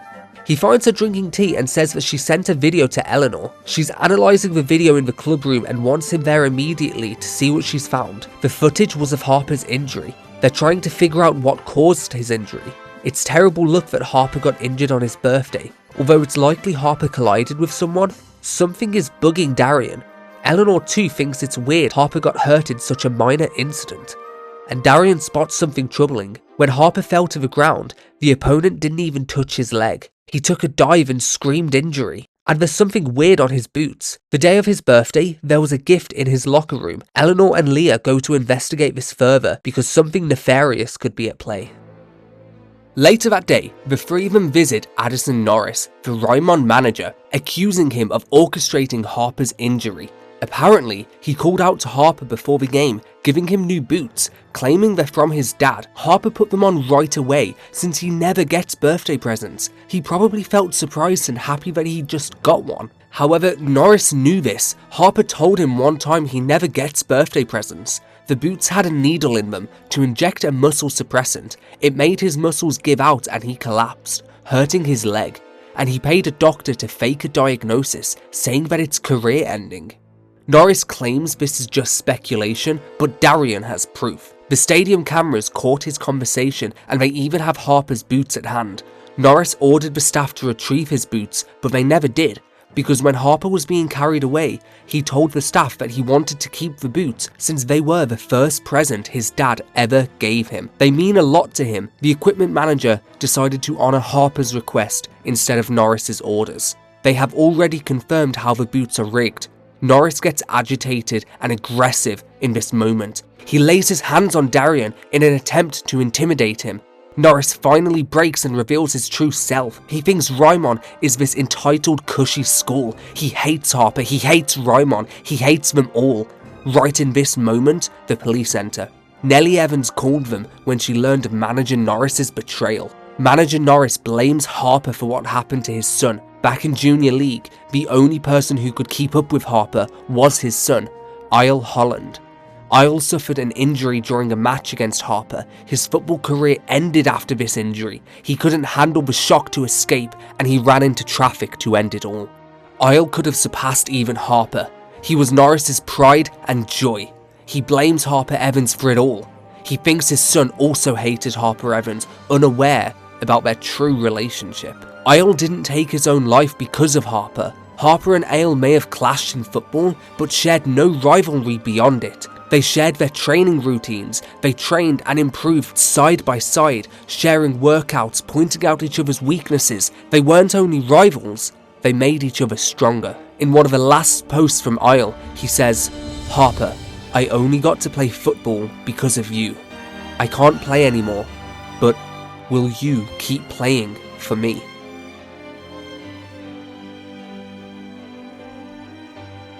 They never resented each other. Their hearts were as one. Darian thought Harper found football boring because he was too good, but that wasn't the reason. Harper found out Isle's true feelings when it was too late. Isle told Harper that he can just do something else, since he can't return to football. There are plenty of other fun things to do, but Harper and Isle both knew deep down nothing could replace football to them. Harper even remembers that he told Destin to go and do something else instead of playing football, knowing that it was some of the last words Ion said to him, and it was secretly a coping mechanism for his broken love for football. Harper knew football was boring in middle school. He doesn't remember when it stopped being fun. Harper's inner child speaks with a vision of Isle. He now wants to play so bad it drove him crazy. After his injury, he finally feels the pain that Isle felt back then. Unable to play, he asks for permission. He asks Isle that the football they can no longer play together, if it's okay, that he can play with Destin instead. Deep down, Harper saw Isle within Destin, and his love for football only sparked back through his brief encounters through Destin. Harper just wants to return back to football. Isle says his soul will always stay within Harper, and he will live on through football.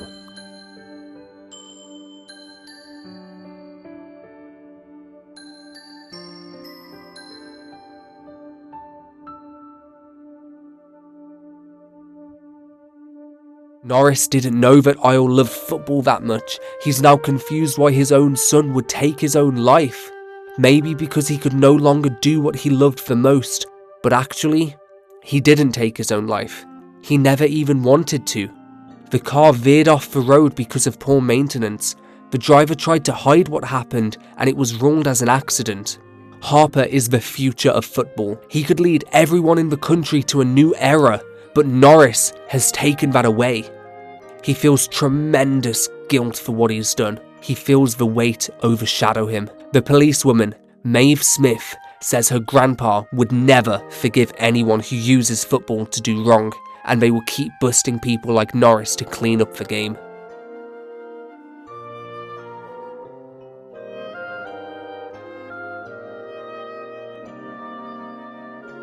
Elsewhere, Nikas and Destin chat together. Destin still hasn't got over his pain with football. It's still a heavy weight on his shoulders. Watching everyone play makes him feel like he's out on the pitch too. It's fulfilling for him, but what's weighing on him is that his football exists only because of everyone else. It centers around them because he can't do it himself.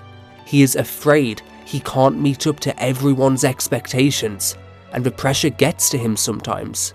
Destin fails to realise he isn't the only one. Nika says that a forward's job is to score, but you might mess up, you might miss, you might blow the chance. Goalkeepers too. A missed save at the wrong time can cost the entire game. Midfielders have enemies on their backs every second of the game, and they have the weight of the whole team to carry on them. Everyone feels pressure, but despite that, they're doing their best. Their best to make sure their super competent manager can feel proud of them. Destin might not be the one out there playing, but he knows the game better than anyone, and loves it better than anyone, and when he messes up, the team will cover for him.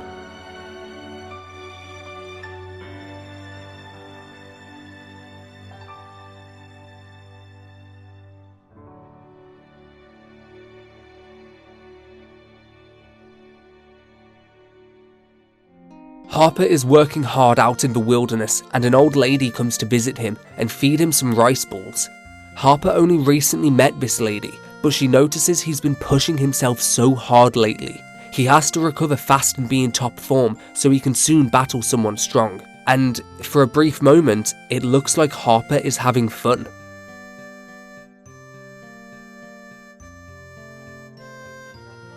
Back at Raimon, Darien can't stop thinking about Harper. The whole team don't realise what's going on with him. The one teammate knew he was always lonely. Harper sends a message to Darien. He knows that Darien is worrying about him as always and asks him for a favour, and then the day passes. Everyone is doing their own training before the final, so Darien acts as a good captain and checks in on everyone. And he finds everyone just hanging out in the club room. They figured since South Sirius are still rookies, they think staying in top shape matters more than practicing. They think catching a cold on match day feels like a bigger risk than losing, and Darien does not stand for this. Raimon didn't start as a powerhouse. Winning the Football Frontier is just a pipe dream, and the new South Sirius resembles that old Raimon who defied all odds. The team doubt Darien because he's never even saw the old Raimon play. But nobody on the team has even ever visited the old club room. They never saw the club's humble beginnings. So, Darien takes them there. He says there used to be a notebook that recorded how the old Raimon fought its way to the top. They rose from rock bottom, training non-stop, day in and day out, never giving up on victory. The team say it's obvious amateurs need to train. That's why the motto is practice makes perfect, which is exactly right. Except Raimon aren't training, they aren't practicing right now.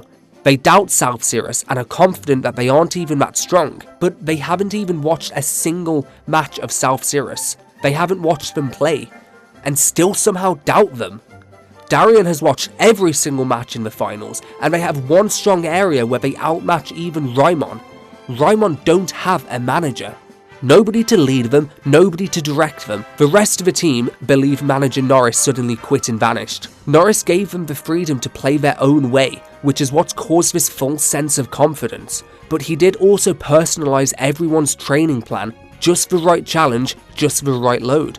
A good manager is a force multiplier. Raimon has a unique style that makes them easy to read, which puts them at a disadvantage against a team with such a sharp manager.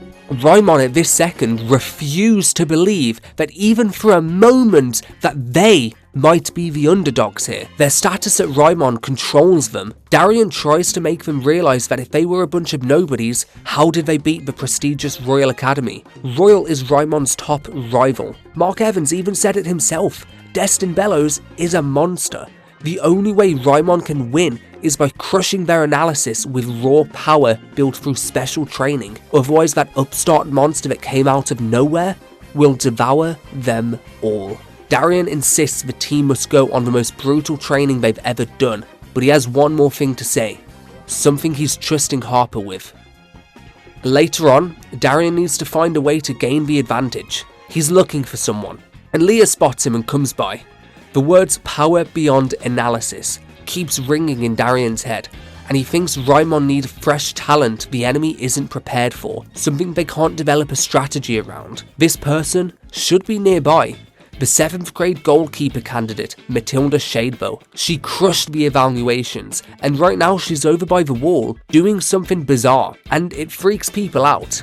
Everyone calls her Mama Sigdale, a name for Sigdale's Tale, a series that got turned into an anime. Supposedly, she's full-on obsessed. Matilda says she's strengthening her core, but it looks more like she's hugging the wall. She's trying to shift the stadium 1 centimeter, trying to resemble a goddess from Sigdale's Tale. Suddenly, the stadium starts shaking. And Darian asks her if she would like to be trained as Raimon's official goalkeeper. Back at the Odaiba Gardens, Destin checks out how everyone's practice is going. He finds Alex and Nikas bickering over calculations and tactics. Everyone is coming apart under pressure right before the big game. Briar and Riker are overtraining themselves, they're tired out, they just want a 5-minute break, and Thierry won't allow them slacking off, even though they've been doing special shot drills, which are way more physically demanding than normal practice. Everyone's just on edge. Destin pulls them all out of training to guide them. They're all pushing themselves way too hard with the finals so close, so instead they're going to be focusing on team building. But the team don't think it's a good use of their limited time. They refuse Destin's wishes for the very first time. It's do or die right now, and they want to stick to their own training. Destin reminds them that he promised everyone that they will become the best in Japan. He knows exactly how much this matters, which is precisely why he's pushing the team building exercises. Nika's faced Raimon before and doesn't think that they can beat Raimon. The whole team knows deep down they've come a long way, but they're not as skilled as Raimon. That's why they're all panicking. They're grinding like crazy just to avoid facing the truth. Destin singles out Cedric, asking him what is the team's greatest strength. He says teamwork, which is correct. Their defining trait is unity, their team spirit.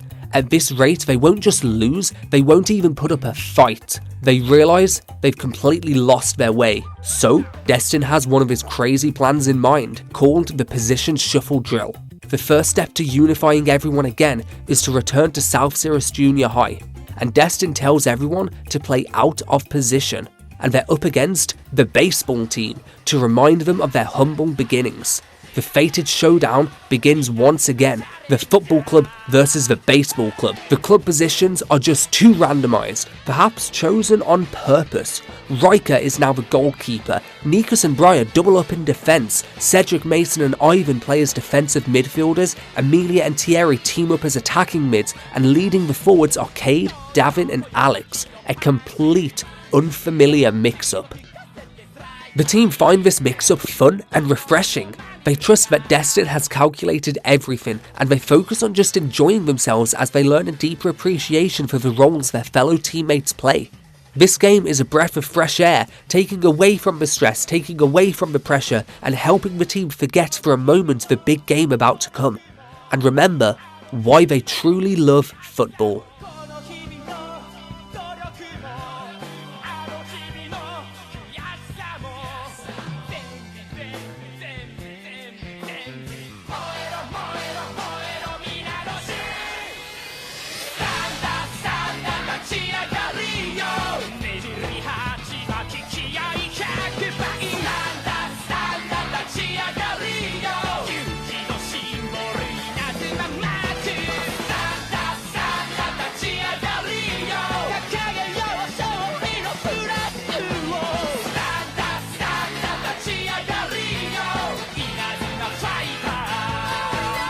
Alex scores his first ever goal for South Cirrus, taking them into the lead against the baseball club, and in the final moments of the game, Mason crosses the ball with his bed of roses, and then appearing on the score sheet for the very first time is Cade Shelby, ending the game 2-0 for the football club. After the game, the baseball club encourages Thierry to help lead the football club into becoming the best team in Japan. This session loosened everyone up. They all feel more at ease, but Destin insists to continue the position shuffle training regimen until the game with Raimon. He makes the comparison that trying to beat Raimon in raw power is like a house cat trying to outmuscle a tiger. So he doesn't want the team to spend time on training special moves or honing their physical capabilities. He wants the team to focus on training what makes them special, their teamwork. The next day is the final chance for training. This training will be different, so the team need to trust Destin and stick with it.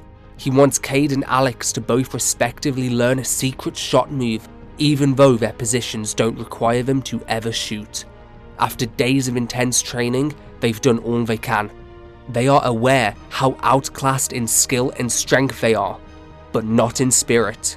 In that they are the best in Japan, and Destin thanks the team for bringing him this far. Someone who can't even play. Whether they win or lose, Destin won't be satisfied. They're after one thing and one thing only: total victory. Destin has pulled Briar out of a dark place. He gave Riker a new dream to chase. He helped Thierry find himself. He gave Cade confidence. He taught Alex how to make the right choices. And now because of Destin, Cedric has real friends that he can laugh with. Raimon versus South Sirius. They both ready for their biggest match ever. They both walk out onto the field determined as ever. All the friends South Sirius made along the way are in the crowd watching. Even Briar's father came to see him play for the very first time. Everyone is here, except Harper Evans. Destin remembers the time where he wished football would disappear from the world, for the pain it caused him. And he remembers his entire journey here and how happy he now is to accept football back into his life, and he gets to play with everyone. Some people think that this is just going to be another one-sided game for Raimon, but Rina knows the true extent of Destin Bellows and thinks that history can repeat itself, like when Raimon won their first ever football frontier against Zeus in the finals, a showdown nobody expected. The crowd is wild for this final showdown, and the whistle blows. Raimon display their pure strength without a second to waste, and South Sirius can barely catch up before they even know what's happening. Suddenly, Raimon take a shot and prove even without Harper, they are the monsters, and a behemoth crash cannot be stopped by Alice's icy grace. Raimon score in the opening minutes of the game. The play continues and the tension is high. Both sides give it their all, and Raimon are totally different beasts in person. But Destin doesn't give up yet, and neither does the team, because they believe in him and he uses his brand new stalwart suppression tactic. Suddenly, South Sirius feels like they can catch up.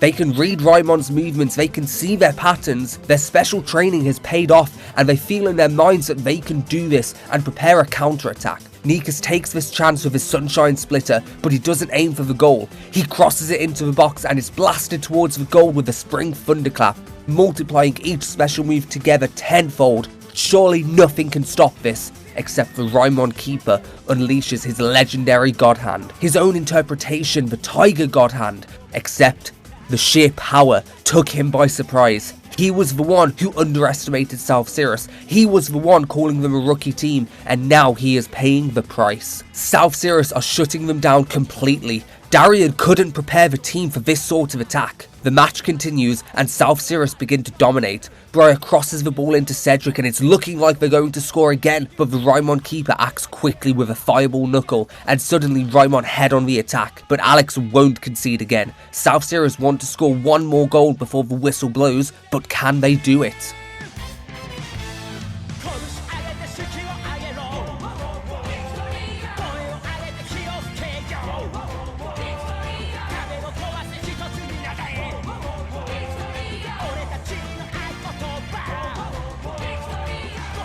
Mason takes a long shot with his Do-Re-Mi, heading straight towards the Raimon Keeper in a head-on clash, and it comes out on top. South Sirius lead before the half-time whistle. This is the result of everyone's hard work. They all went through brutal training and all have one dream in mind, a collective dream: to win. Destin analysed every single player's strategy and patterns this entire tournament and prepared South Sirius for this, for them all, except Evans. Raimon panic during half-time and decide they need to play to their own strengths in order to make a comeback. They didn't expect to be mowed down like this, but they can still adjust. There is two people in the crowd watching, thinking about handing over a ton of advice, but it's strange to who these men are. Suddenly, you can hear some whirling, a helicopter in the sky, and coming from it, Harper Evans emerges.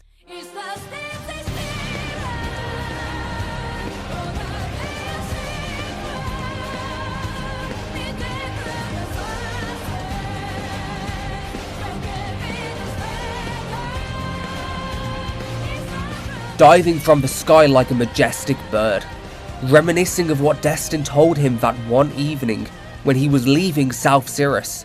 Destin had something to tell Harper. Harper soaring alone through the sky. He looks free, he looks happy, he looks ready. Destin doesn't want Harper to give up. The path ahead of Destin seemed dark to him at the time, but he didn't quit. Meeting everyone made him feel like it was worth not giving up. If Harper keeps on going, he will see his path. Harper felt relieved at the time that Destin too was down that dark path, that dark road, and he kept moving. Because of this, because of Destin, Harper promises he will return back to the path he once walked, to their collective victory road.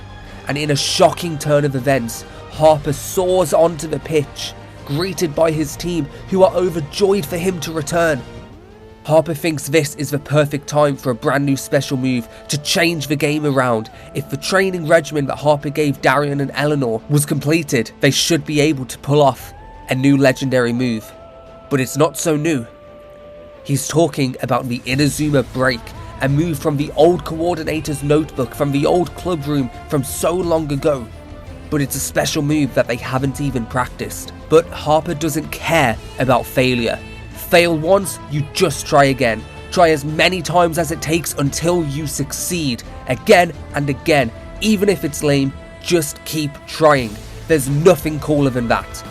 He was stuck on Awaji Island, fighting a leg that wouldn't move right. His rehab felt more like boot camp.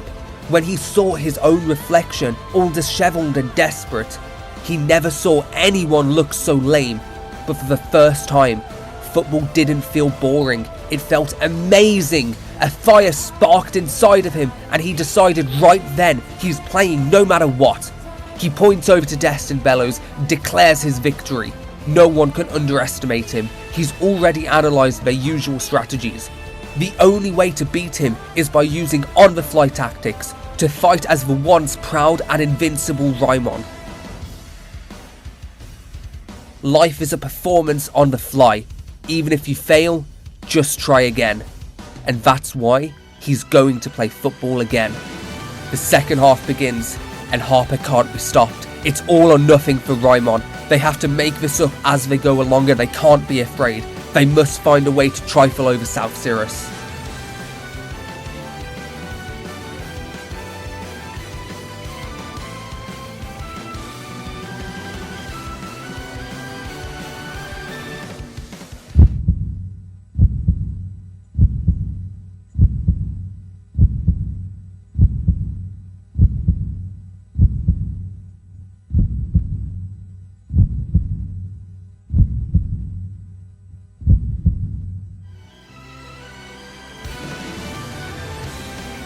The long-forgotten, legendary Inazuma Break from the Retelling 11 has equalised the game in the final. This is anyone's game and it can go either way. Destin knew that Harper was coming. He believed he would not miss the chance to play against him. Both teams are now on equal footing and they need to make a break to victory. Harper has forged a new killer shot from his struggles in the darkness. His meteoric fire tornado.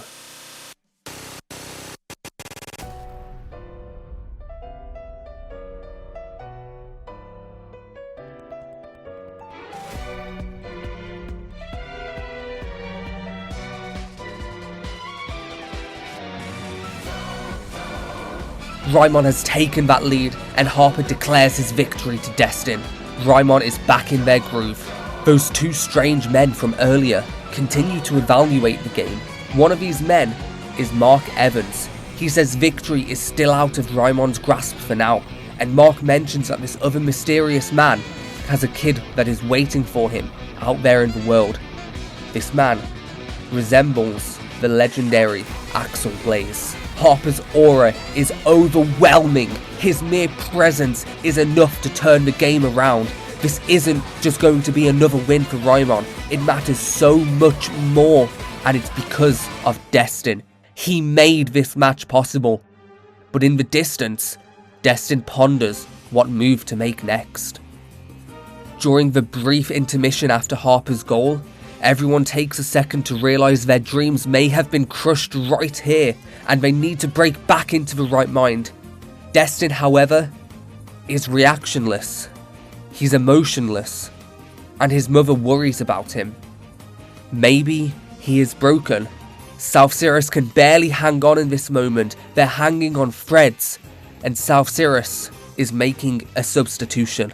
Darian spots Mark Evans in the crowd, watching over the team he inspired, watching over South Sirius stunned for a moment, for their captain, their leader, their mentor, and the guide to their dreams is substituting himself onto the pitch. Substitution. He shouldn't be playing in the match. He could get seriously hurt. He could have another heart attack just by running. But he thinks he can't direct it in this situation from the bench, so instead he will take control on the pitch. Everyone is at their limit, and they can't even follow through Destin's orders even if they want to. It may look as if they're drained of energy, but that's not the full picture. The goalkeeper and defenders can still chase the ball, but the midfielders and attackers are still in sharp minds. They just can't physically keep up. And suddenly, it makes sense. The special training prepared for this moment, South Sirius's last-ditch tactic, the paradigm shift. From here on, neither team has the stamina to keep going, but Destin is prepared to swallow his pride and crawl to the finish line in an epic fight. There's nothing cooler than being beat down and giving it everything you've got. Destin lost football once and fell into despair, until he met Briar and decided to walk the path again. That day, Destin made up his mind to not look back anymore, only forward. South Sirius are inspired to show Raimon what their raw football is really made of. As the match continues, Destin senses everything.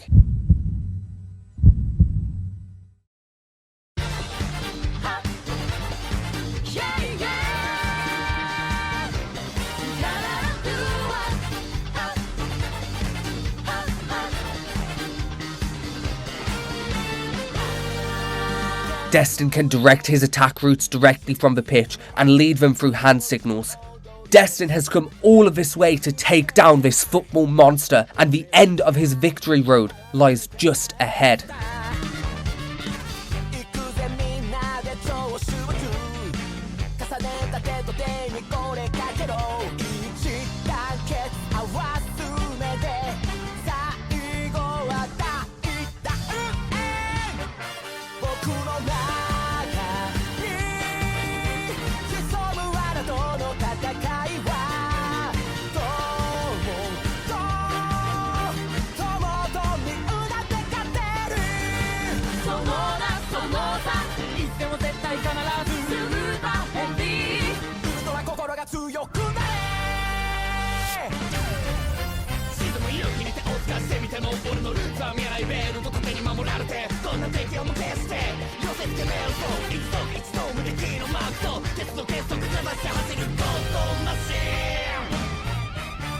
Cedric puts himself on the line and uses this chance to unleash his Keshin, the Entertainer, which gives Cade and Alex the strength to combine both of their brand new special shots, equalising the game for South Sirius.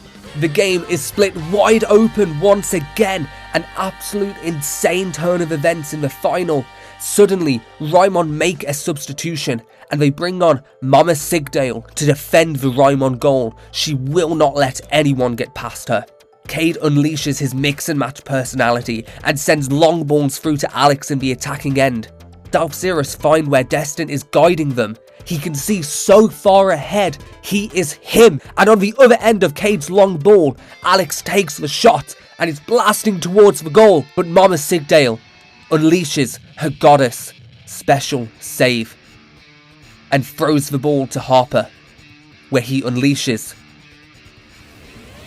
his Keshin, one that resembles his own father's Majin 25 years ago. Harper heads towards South Sirius's goal and blasts off with a meteoric fire tornado victory.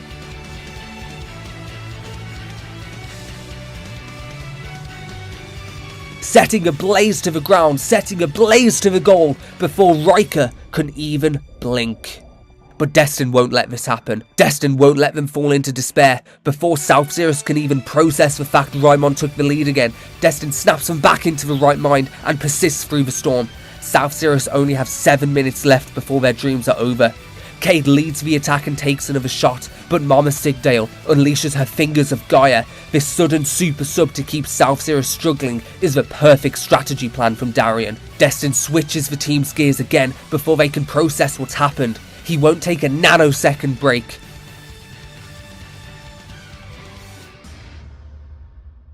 Suddenly, the ball flies toward Destin, and he touches the ball for the very first time. Time moves slowly. The sound of the ball crushing his ears. The sight of everyone charging against him. He freezes. And suddenly,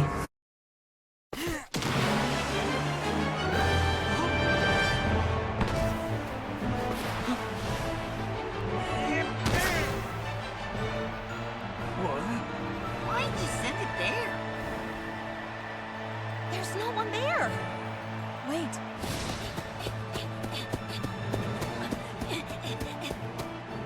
Go!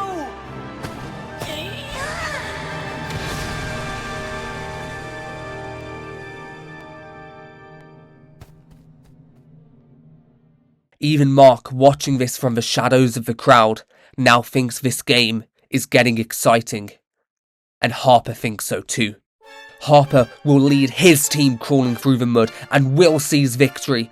Both teams at the pinnacle of their dreams, giving it their all with only moments left.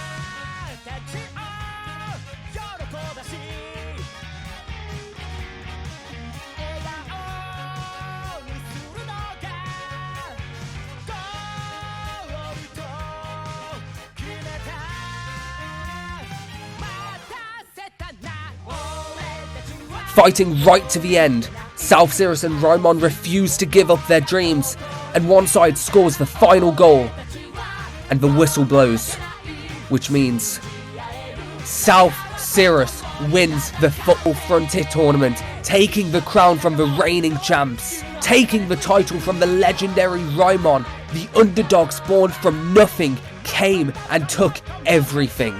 Everyone celebrates this momentous victory. Even the Raimon players are simply overjoyed for South Sirius.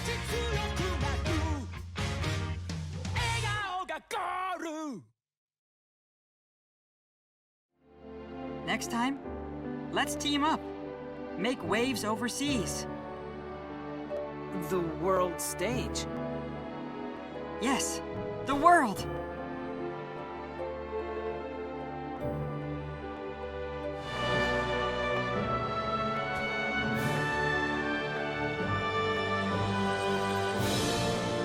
Now the radiant sun shines bright, lighting up the pitch that belongs to me.